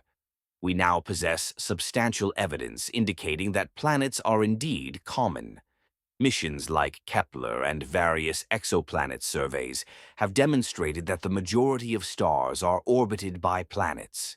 Thus, the calculations for the mass budget assume a robust rate of interstellar debris generation. Billions of planetary systems, over billions of years, would continuously produce and eject rocks and comets into the interstellar medium. theoretically fostering a substantial population of errant bodies. However, if the majority of this ejected material consists of small fragments, pebbles, boulders, and objects perhaps the size of a football field, then larger entities would remain rare, and Oumuamua would still be an outlier. Unless, as Lowe suggests, a portion of these interstellar objects are not natural in origin at all.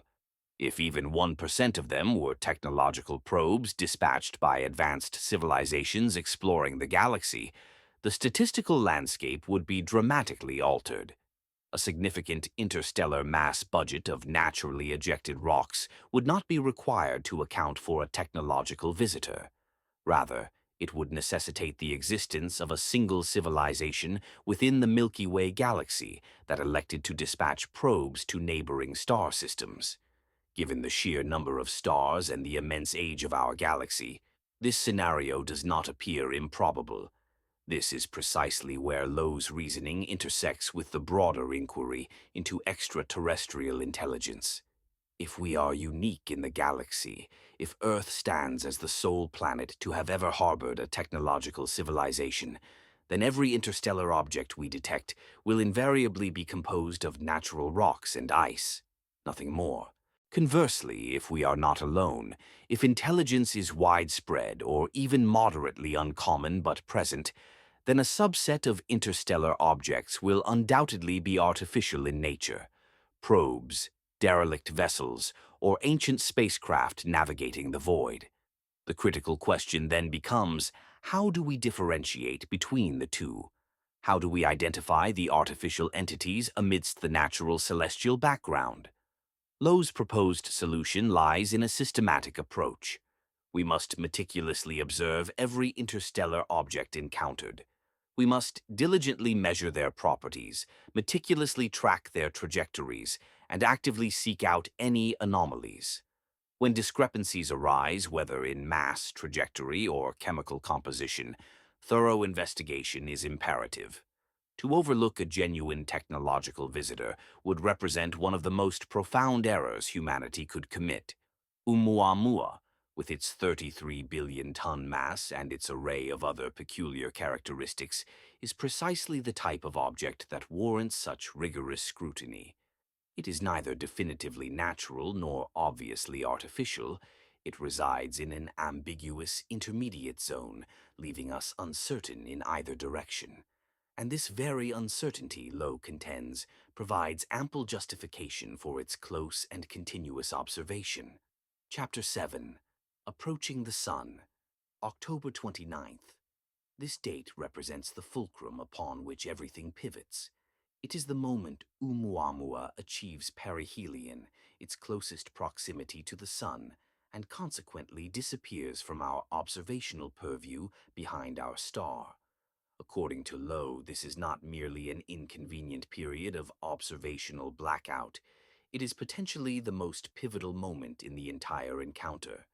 Upon reaching perihelion, an object experiences the Sun's gravitational force at its zenith, reaching its highest velocity and exhibiting the sharpest curvature in its trajectory.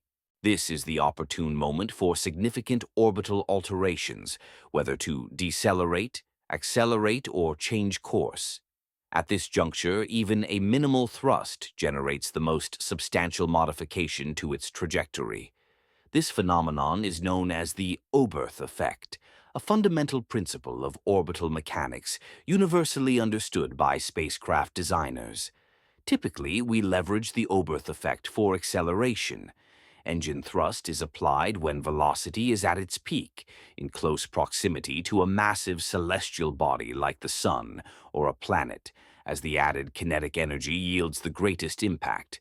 Pioneer, Voyager, and indeed every probe dispatched to the outer solar system have utilized gravitational assists and precisely timed engine firings at perihelion to augment their speed and reach their destinations. However, the effect operates in reverse as well.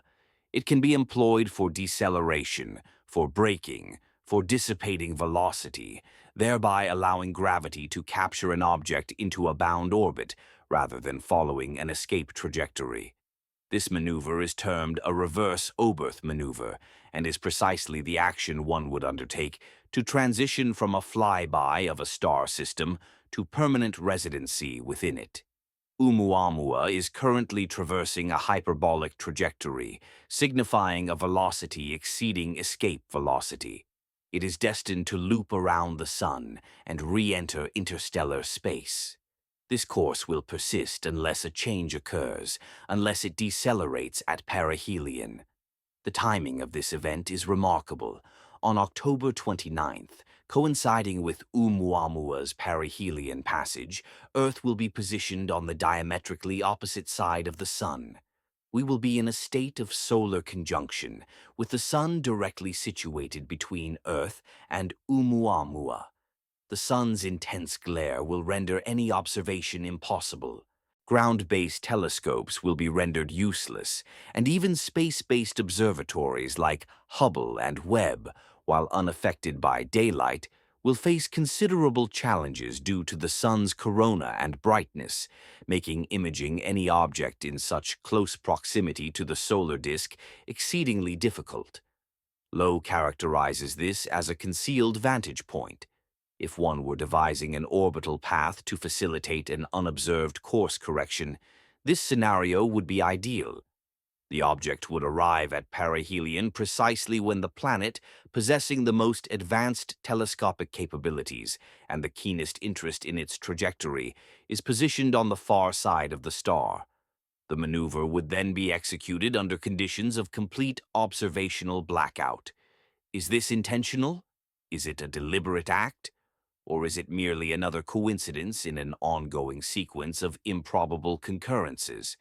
If one were to slightly alter Oumuamua's trajectory and vary its speed, shifting its perihelion arrival by a few days or weeks, the probability of Earth occupying the opposite side of the Sun at that exact moment is statistically low, perhaps on the order of 1 in 20, depending on the calculation method. This adds yet another improbable element to an already extraordinary set of circumstances. However, the significance of this particular event lies in its implications. If Oumuamua executes a maneuver on October 29th, firing engines or employing some propulsion system to decelerate and enter orbit around the Sun, we will not be aware of it instantaneously.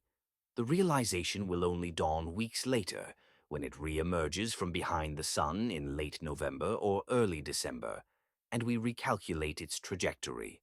At that juncture, should its orbit have changed, if Oumuamua is no longer on an escape path, but instead occupies an elliptical orbit that confines it to the solar system, we will know that an event has transpired.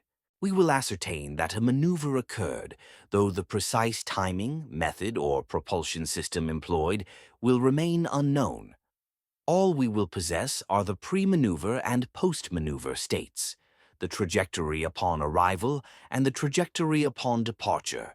Lowe's calculations suggest that if Oumuamua successfully captures itself into orbit, transitioning to a bound trajectory, it could then approach Earth with considerable alacrity. The projected timeline for its closest approach to our planet is late November to early December. This proximity is not in the sense of an impending collision. Oumuamua will still maintain a distance of millions of kilometers, but it will be sufficiently close for us to obtain a far clearer view than is currently possible. This raises a fundamental question of intent. If Oumuamua is a technological artifact, a probe or spacecraft of some kind, what would be its objective? What would be the rationale for remaining within the solar system rather than simply continuing its interstellar journey? One plausible motive is observation. A probe designed to scrutinize inhabited worlds would logically seek to prolong its presence. It would aim to orbit at a distance that facilitates the monitoring of radio transmissions, the detection of industrial signatures, and the tracking of spacecraft and satellite movements. Its objective would be to accumulate data over months or years, thereby constructing a comprehensive profile of the civilization it has encountered. Another potential objective could be resource acquisition.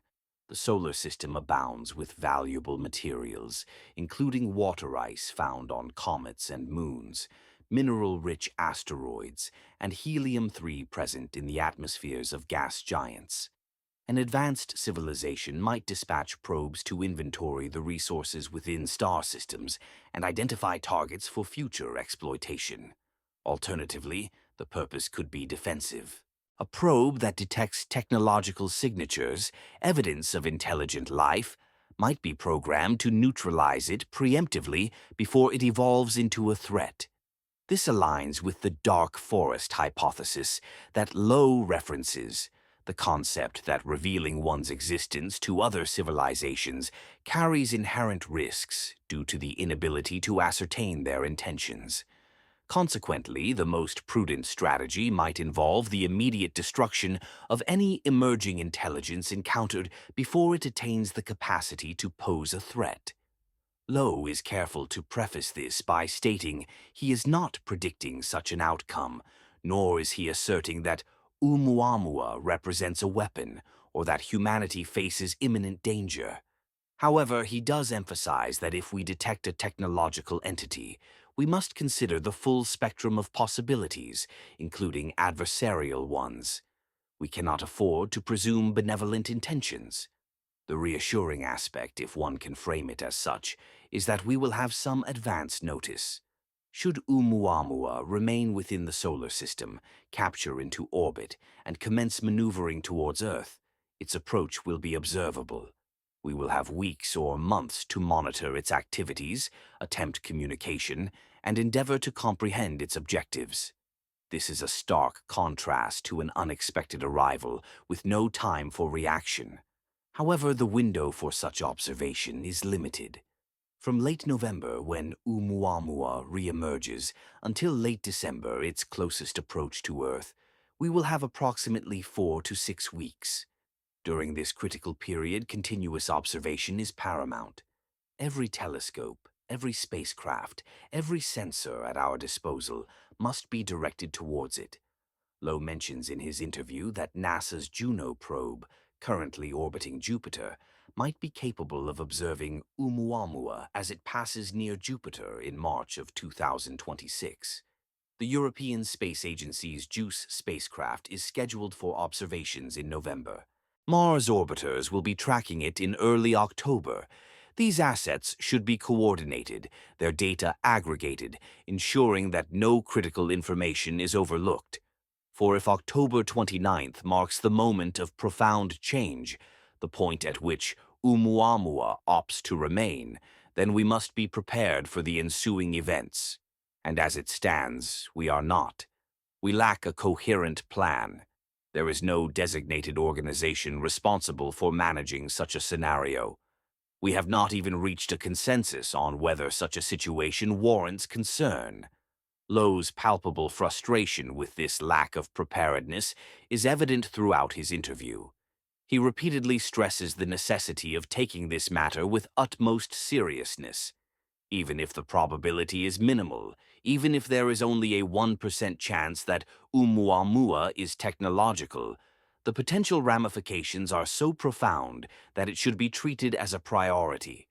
Resources should be mobilized, and discussions should be held at the highest governmental echelons concerning appropriate actions should an interstellar visitor prove to be more than a mere celestial body. Yet, the predominant response from the scientific community has been one of dismissal. Ideas have been labeled as nonsensical, accusations of attention-seeking have been leveled, and arguments have been made that even suggesting the possibility of alien technology undermines the credibility of serious astronomical research. However, Lowe's counterargument is straightforward. Science is mandated to follow empirical evidence, not preconceived assumptions. And the evidence pertaining to Oumuamua, while not definitive, is sufficiently peculiar to warrant thorough investigation. Its trajectory is unconventional, its mass exceeds expectations, its timing is remarkably convenient, and its visual characteristics present anomalies. While each of these factors individually might be explainable, their collective presence establishes a pattern demanding attention. And the October 29th juncture, the perihelion passage obscured by the sun, represents the threshold where answers will begin to emerge. If Oumuamua reappears in late November on the same escape trajectory it entered on, it is likely a comet, albeit an unusual one, ultimately natural in origin. In such a case, we can all breathe a collective sigh of relief. However, if it emerges on a modified trajectory, if its orbit has indeed changed, indicating it is no longer departing, then we will have undeniable evidence of an extraordinary event. At that point, the question of whether Oumuamua is natural or technological will acquire significantly greater urgency. Chapter 8. Preparing for both eventualities. Lowe makes a crucial point in his interview, one that is easily overlooked but fundamentally important. He states, "It could come to save us or to destroy us. We'd better be prepared for both possibilities and verify that all interstellar objects are just rocks." This statement encapsulates his overarching philosophy regarding how humanity should approach interstellar visitors. Not with unbridled optimism, nor with paralyzing fear, but with meticulous, systematic observation and a readiness to contemplate the full spectrum of potential outcomes. The scenario of salvation represents the most commonly envisioned outcome in depictions of first contact. An advanced civilization capable of interstellar travel would presumably have overcome the existential challenges that plague emerging species, such as resource scarcity, environmental degradation, and internecine conflict. Such a civilization would exist in a post-scarcity, post-violence enlightened state, perhaps beyond our current comprehension. And they might choose to impart this knowledge to us, sharing technologies, medical advancements, and solutions to the problems we currently face. This is a hopeful vision, akin to the optimistic diplomacy depicted in Star Trek, envisioning peaceful exchanges between disparate species. And it is not an entirely implausible outcome. If intelligence is a common phenomenon throughout the universe, and if technological civilizations arise frequently, then at least some of them would likely evolve in benevolent directions. They would transcend their destructive tendencies, establish stable, peaceful societies, and extend offers of assistance to younger civilizations rather than posing threats. However, from a specific vantage point, the scenario of destruction is equally plausible. This is where the dark forest hypothesis gains relevance, although Lowe consciously avoids dwelling on it excessively in the interview. The core tenet is as follows. The universe is replete with finite resources, encompassing stars, planets, raw materials, and energy. If intelligent life is widespread, then competition for these resources becomes an unavoidable consequence. Upon encountering another civilization, humanity would face a fundamental dilemma: the unknown intentions of the other species. Their disposition, peaceful or aggressive, would be unknowable, as would their potential intent to compete for resources or to preemptively eliminate humanity. In such circumstances, the most judicious course of action might be to strike first, to annihilate any detected emerging civilization before it attains the capacity to pose a threat. This action would not stem from malice, but from rational self-interest. It represents a grim calculation, but not an irrational one. Lowe does not endorse this scenario, nor does he suggest it is his expectation. However, he emphasizes that we cannot dismiss its possibility. If Oumuamua is a technological artifact, we have no knowledge of its creators or the directives it follows. It could be a benevolent explorer or something far more perilous. This underscores his insistence on preparedness. We must be equipped to address both eventualities. We need established protocols for communicating with extraterrestrial intelligence, should it prove friendly, and for defending ourselves should it prove hostile. The significant challenge lies in our current lack of readiness for either scenario. We possess no universally agreed upon method for transmitting messages to extraterrestrial intelligence. There is no international consensus on what to communicate or who would speak on behalf of humanity. And we certainly lack any means of defending ourselves against an advanced technological threat should one emerge. Our most formidable weaponry, nuclear missiles, would be largely ineffectual against an object the size of Oumuamua. Even if interception were feasible, which it is not given its velocity, destroying a 20-kilometer object would merely generate thousands of smaller fragments, still on a collision course, thereby exacerbating the problem rather than resolving it. Furthermore, if Oumuamua possesses propulsion capabilities and can maneuver, targeting it becomes an even more formidable undertaking. A moving celestial body that evades capture is virtually unreachable with our current armaments.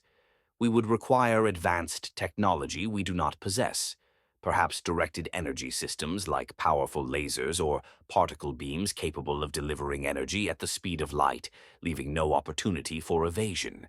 However, such systems are beyond our current grasp, not at the scale necessary to impact a vast entity, nor with the required power output. At the very least, we are decades away from such a capability, possibly even centuries. Therefore, should Atlas prove to be hostile, our avenues for response are exceedingly narrow. We could attempt to initiate dialogue, seek negotiation, or endeavor to persuade its controller, whatever or whoever it may be, that we pose no threat. But if these efforts prove futile, we will have exhausted all possible actions. This is precisely why Lowe advocates so fervently for the establishment of an international body to address these unprecedented situations. The critical decisions and potential actions demanded by such scenarios cannot be left to individual nations acting in isolation. They necessitate coordinated efforts and a unified human response. He draws parallels to other global challenges. The fight against climate change demands international cooperation as emissions from one nation impact the entire planet. The prevention of nuclear proliferation requires treaties and monitoring, as a single rogue state possessing weapons endangers everyone. Pandemics necessitate coordinated public health strategies because diseases transcend national borders. An extraterrestrial visitor, whether benevolent or malevolent, presents an even more fundamental challenge. It is not a human problem, nor a national one. It is a planetary issue demanding a planetary solution. Yet, at present, we lack the institutional framework for such a response. While the United Nations has committees dedicated to space exploration and planetary defense, their focus is on asteroids and orbital debris, not interstellar visitors. There is no entity specifically mandated to monitor for technological signatures or to orchestrate responses to potential contact events. Lowe proposes a fundamental shift in this regard. We need an organization endowed with the authority and resources to track interstellar objects, analyze them for evidence of technology, and formulate recommendations for action. This organization must be international, comprising representatives from major spacefaring nations and incorporating input from the scientific community. Furthermore, it must possess clearly defined protocols and decision trees. If a specific signature is detected, this action is taken. If a particular behavior is observed, the response escalates to this level. Without such established protocols, we are navigating blindly, improvising as we go. And when dealing with something as potentially momentous as initial contact with an alien intelligence, improvising is a recipe for disaster. Lowe also emphasizes the critical need for verification. He asserts that we must confirm that all interstellar objects are merely natural bodies, not merely assume they are. This involves meticulous observation, precise measurement of their characteristics, and a diligent search for anomalies. When something unusual is discovered, it requires thorough investigation rather than outright dismissal. This is where his proposed classification scale becomes relevant. Every interstellar object would be assigned a rating from 0 to 10 based on the number of unusual features it exhibits. Any object scoring above a 5 would trigger a coordinated international observation campaign involving all available telescopes and spacecraft in proximity, employing maximum effort to characterize the object and ascertain its nature. For Atlas, such a campaign should already be in progress. Dozens of telescopes should be tracking it. We should be coordinating observations from Mars orbiters, from the JUICE mission, and from Juno. As it approaches, we should be actively collecting and analyzing data in real time, searching for any indication that Atlas is behaving in ways inconsistent with natural celestial bodies. However, based on Lowe's description, this is not occurring. While some observations are being made by individual teams utilizing the Hubble and Webb telescopes, along with ground-based instruments, there is no unified campaign, no centralized coordination, and no systematic endeavor to definitively answer the question of Atlas's true identity. A significant part of the challenge lies in the prevailing conviction among most astronomers that it is simply a comet. They observe its coma, its tail, and its outgassing, leading them to conclude its natural origin. Case closed in their view. Once this conclusion is reached, the incentive to continue observing diminishes, and attention shifts to other intriguing celestial phenomena. But Lowe contends that this conclusion is premature. While Atlas exhibits cometary characteristics, it also possesses features that do not entirely align. Its trajectory, mass, timing, and chemical composition present anomalies that do not disappear simply because a tail has been observed. These discrepancies persist and demand an explanation. Until we possess thorough explanations that account for all observed attributes within the framework of natural processes, we should refrain from closing the investigation. We must persist in observing, measuring, and questioning for the cost of being mistaken, of dismissing a genuine technological visitor as merely another comet, is incalculable.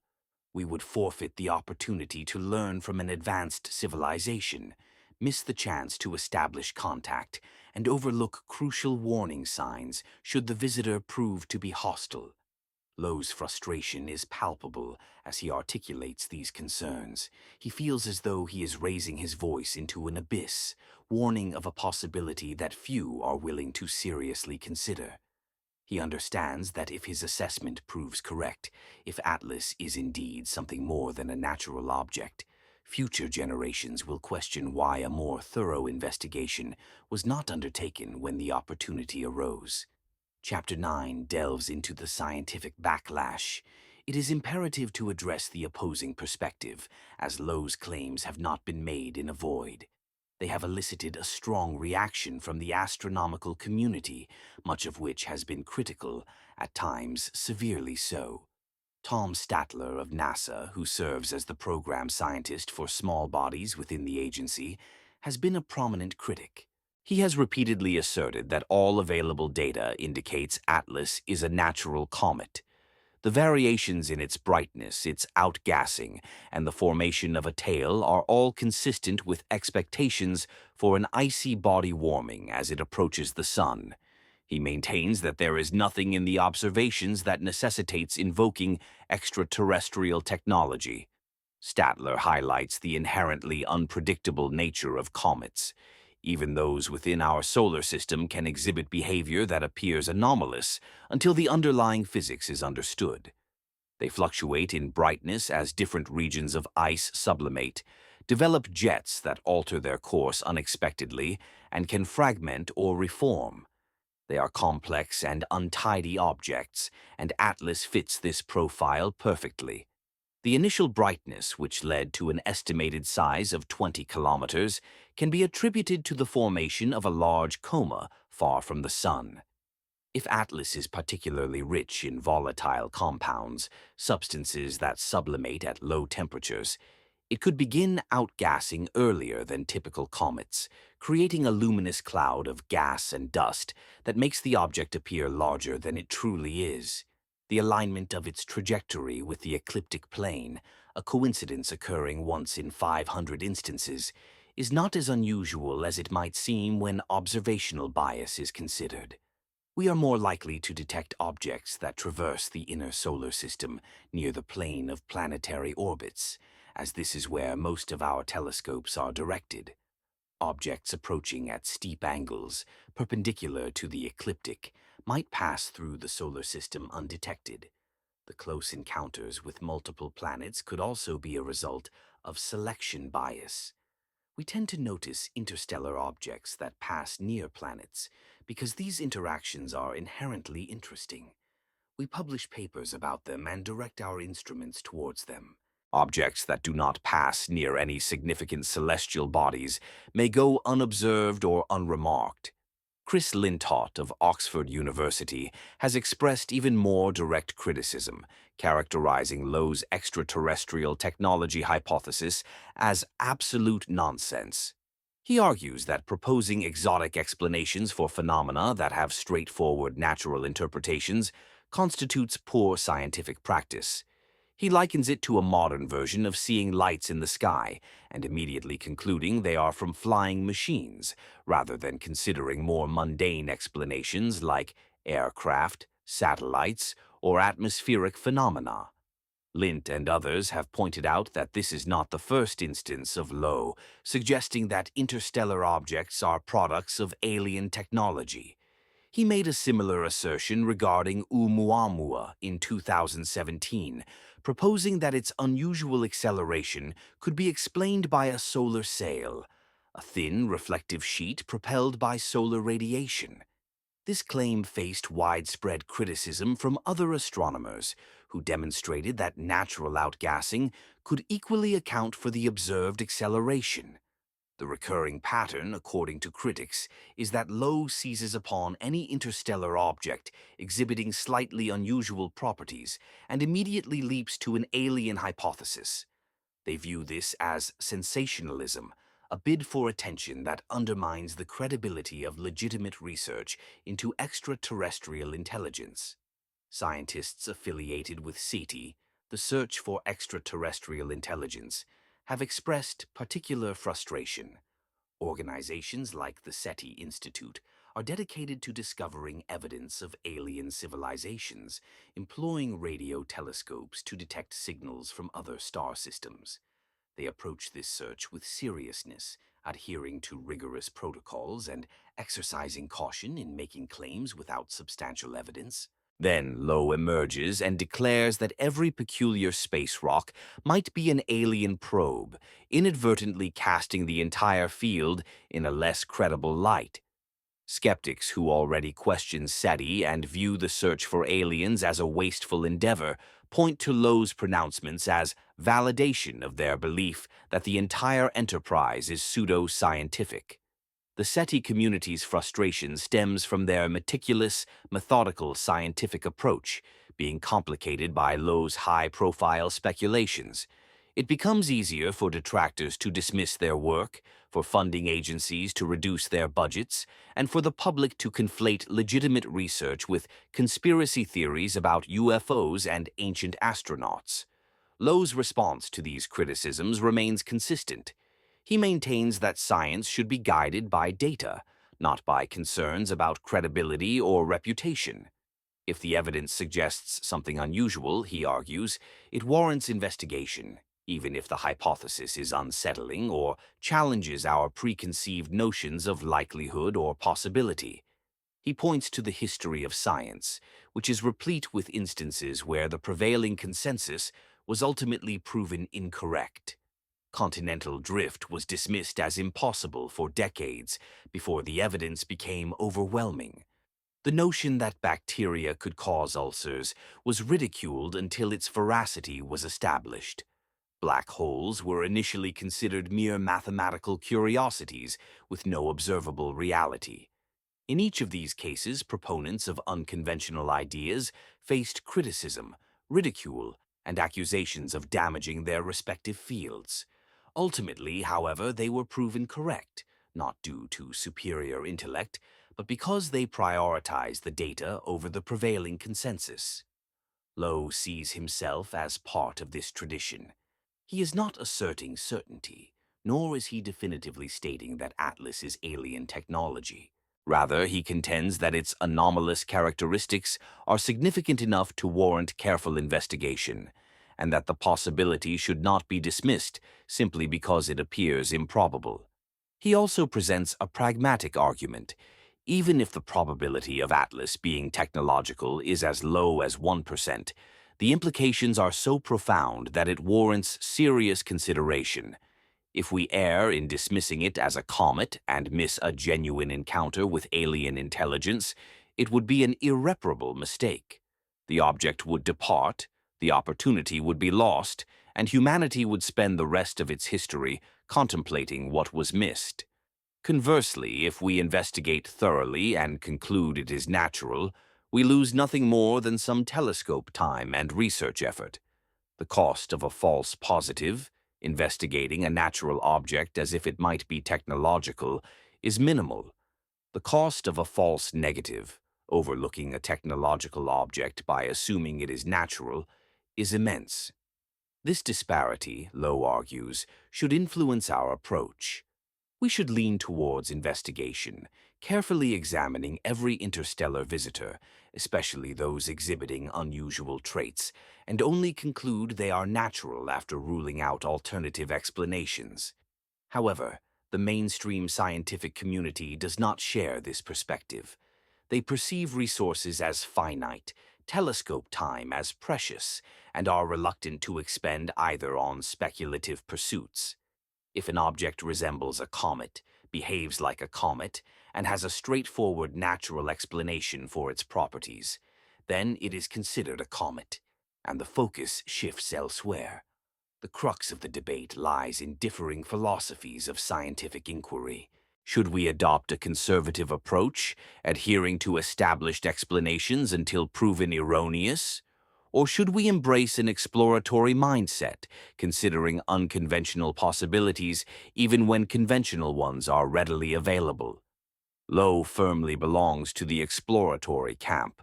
He would rather investigate 100 natural objects under the assumption that they might be technological and find nothing, than to miss a single genuine technological object by dismissing it too hastily. His critics, conversely, are more conservative, demanding robust evidence before entertaining extraordinary hypotheses. To be fair to the critics, their position has merit. The assertion that an interstellar object is of alien origin is extraordinary.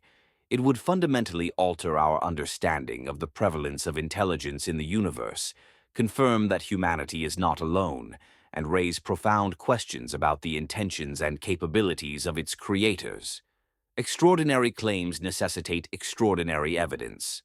Thus far, the evidence suggesting Atlas is technological is suggestive at best, not extraordinary. Its trajectory is unusual but not impossible. Its mass is significant but not inconsistent with a dense comet. Its visual characteristics are peculiar but explainable. Its chemical composition is odd but falls within the range of natural variations. Nothing about Atlas definitively points to artificial origin. Therefore, the critics argue, we should favor the simpler explanation. It is a comet from another star system. An interesting one, certainly worthy of study, but ultimately just a natural object governed by natural laws, with no extraterrestrial involvement required. This leaves us in a state of uncertainty. The available data is inconclusive either way. Atlas could be natural, or it could be technological. We lack sufficient information to definitively ascertain its nature. This very uncertainty is precisely why Lowe continues to advocate for more observations, more measurements, and more diligent study, as resolving the question depends entirely on acquiring superior data. Chapter 10 explores what happens next. As October begins, Atlas remains visible in the night sky, though its brightness is diminishing as it draws nearer to the sun and solar glare intensifies. Over the ensuing 4 weeks, we will receive answers to some of the questions that have accumulated throughout this narrative. October 3rd marks the first significant milestone. Atlas makes its closest approach to Mars, passing within 29 million kilometers of the red planet. NASA's Mars Reconnaissance Orbiter will be prepared, its high-rise camera trained on the interstellar visitor. The resolution should be sufficient to distinguish the nucleus from the surrounding coma, offering the clearest view yet of Atlas's core structure. If high-rise reveals a nucleus exceeding 5 kilometers in diameter, confirming Atlas's size is approaching 10 or 15 kilometers, this would bolster Lowe's argument concerning the mass budget. A large, relatively lightweight object that resists perturbations from outgassing would begin to appear less like a natural comet and more like a structure of artificial design.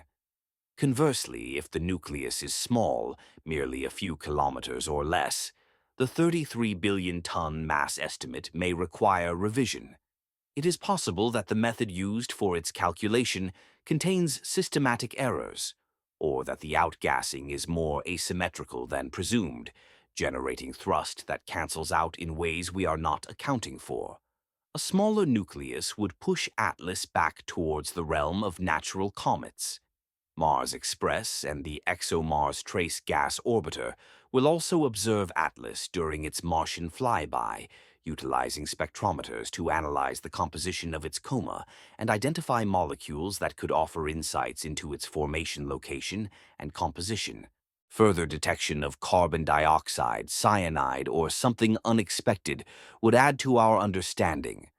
Moreover, there exists a remote but real possibility that Atlas might deploy a smaller probe or lander during its Martian encounter, an object that detaches from the main body and alters its course towards Mars. Lowe has calculated that the required ejection velocity would be modest, only a few kilometers per second. From Earth, we likely would not detect such an object due to its small size and faintness, but Mars orbiters might register it, especially if it exhibits active maneuvering. Is this scenario probable?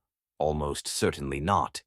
However, it is precisely the kind of event we should be vigilant for, as its occurrence, something separating from Atlas and heading towards Mars, would be a game-changer, providing evidence of technology that no natural process could explain. Following its encounter with Mars, Atlas continues its inward journey. Throughout October, it progressively nears the sun, its brightness increasing in the sky, but simultaneously becoming more challenging to observe due to the intensifying solar glare. Ground-based telescopes will lose sight of it by mid-October. Space telescopes may maintain observation for a longer period, but even they will face difficulties as Atlas approaches within a few degrees of the sun from our vantage point. Then October 29th arrives, perihelion, the moment of ultimate scrutiny. Atlas reaches its closest point to the Sun, approximately 1.4 astronomical units, just inside the orbit of Mars. It will be positioned on the opposite side of the Sun from Earth, rendering it hidden and unobservable. If Atlas is inclined to execute a maneuver, this would be the opportune moment. It represents the ideal juncture for a reverse orbital burn, leveraging the Sun's gravitational pull to amplify the effect of any propulsion system. A relatively minor alteration in velocity at perihelion could be sufficient to transition from a hyperbolic escape trajectory to an elliptical bound orbit. We will not witness this event unfold, nor will we detect the maneuver in real time. We will only ascertain it afterward when Atlas reemerges from behind the Sun in late November, allowing us to recalculate its orbit. A change in its trajectory, indicating it is no longer on an escape path, will signify that something significant has occurred. November ushers in a new phase of observation. The ESA's JUICE spacecraft, currently en route to Jupiter but still relatively proximate to the Sun, will have an exceptional vantage point to observe Atlas as it emerges from solar conjunction. JUICE will employ multiple instruments, including cameras, spectrometers, and particle detectors. The data will not be transmitted immediately due to JUICE's distance from Earth and its use of a low-bandwidth antenna. However, eventually, likely by February 2026, We will receive detailed measurements from this period. If Atlas exhibits particularly heightened activity after perihelion, such as intense outgassing or unusual brightness fluctuations, JUICE may capture these phenomena. Furthermore, any indication of artificial activity or anomalies inexplicable by natural cometary processes would likely be detected. In late November and early December, Atlas will make its closest approach to Earth. This proximity is not a near miss. We are referring to a distance of 1.8 astronomical units, approximately 170 million miles. However, it will be close enough for our most advanced telescopes to acquire excellent views. The Hubble, Webb, and ground-based observatories equipped with adaptive optics will all be focused on Atlas, capturing data across multiple wavelengths. This period represents our optimal opportunity to fully characterize the object, measuring its rotation rate, shape, composition, and searching in detail for any anomalies that deviate from the comet model. Subsequently, Atlas will continue its journey, moving past Earth and heading towards the orbit of Jupiter. In March of 2026, NASA's Juno probe is slated for a close encounter, observing the object as it glides past Jupiter. This presents another invaluable opportunity for detailed, up-close measurements, offering a fresh chance to capture any subtle details we might have overlooked previously. Following this, the object, designated Atlas, faces two potential futures. It could embark on an escape from our solar system, continuing its outward journey on a hyperbolic path into the vastness of interstellar space. Or it might remain, settling into an orbit around our Sun, along a path determined by its closest approach, known as perihelion. Should it depart, we will witness its gradual dimming as it recedes into the cosmic distance, eventually becoming too faint for our instruments to track. It will then be added to the roster of interstellar visitors, a compelling entity that sparked intriguing inquiries but ultimately proved to be a natural celestial body. However, if it persists within our solar system, the implications are transformative. An extraterrestrial object that either intentionally or inadvertently anchors itself within our solar system becomes a permanent resident. This would grant us the privilege of studying it for years, perhaps even decades, potentially enabling us to dispatch spacecraft for direct visitation. Furthermore, it might even offer a response if we attempt to establish communication. The central thesis of Lowe's entire discourse, woven through this interview and his extensive writings on Atlas, is our imperative to be prepared for either scenario. We must maintain vigilant observation, meticulously collect high-quality data, and be ready to react if this object proves to be more than just a mere cosmic fragment. This is merely the nascent stage of our exploration. The Vera Rubin Observatory has now commenced its operations, diligently surveying the night sky with unparalleled efficiency. It is identifying new asteroids in astonishing numbers, thousands upon thousands. Among these ongoing discoveries, we anticipate encountering further interstellar objects, perhaps one every few months, or potentially more frequently if they are indeed abundant. Each such discovery represents a significant opportunity, a chance to examine matter originating from a distant star system, a pathway to understanding planetary formation processes in other galactic regions, and, just possibly, an encounter with something that was not shaped by natural forces at all. Lowe advocates for a methodical approach, urging us to classify each interstellar object according to his established scale, to scrutinize the anomalous ones with utmost rigor, and to avoid prematurely dismissing possibilities simply because they seem improbable. The universe is replete with the unexpected, and our greatest error would be to cease our quest for knowledge under the misguided assumption that we already comprehend what awaits us. Atlas serves as a crucial test case. It is the third interstellar visitor we have detected, and by far the most contentious. The ongoing discourse surrounding it, the spirited debates between Lowe and his detractors, are shaping the very framework for how we will approach future celestial discoveries. Will we adopt a conservative stance, adhering to naturalistic explanations unless irrefutable evidence compels us to consider alternatives? Or will we embrace an exploratory mindset, investigating thoroughly while maintaining an open and receptive perspective? The resolution of this question carries significant weight, as it will dictate the nature of our future insights. If we operate under the presumption that all phenomena are inherently natural, we will invariably interpret every observation through that limited lens, potentially overlooking technological signatures, even if they are demonstrably present. Conversely, an overly hasty eagerness to perceive extraterrestrial intelligence everywhere could lead to a wasteful pursuit of illusory leads, thereby eroding our scientific credibility. Striking the right equilibrium is a delicate task.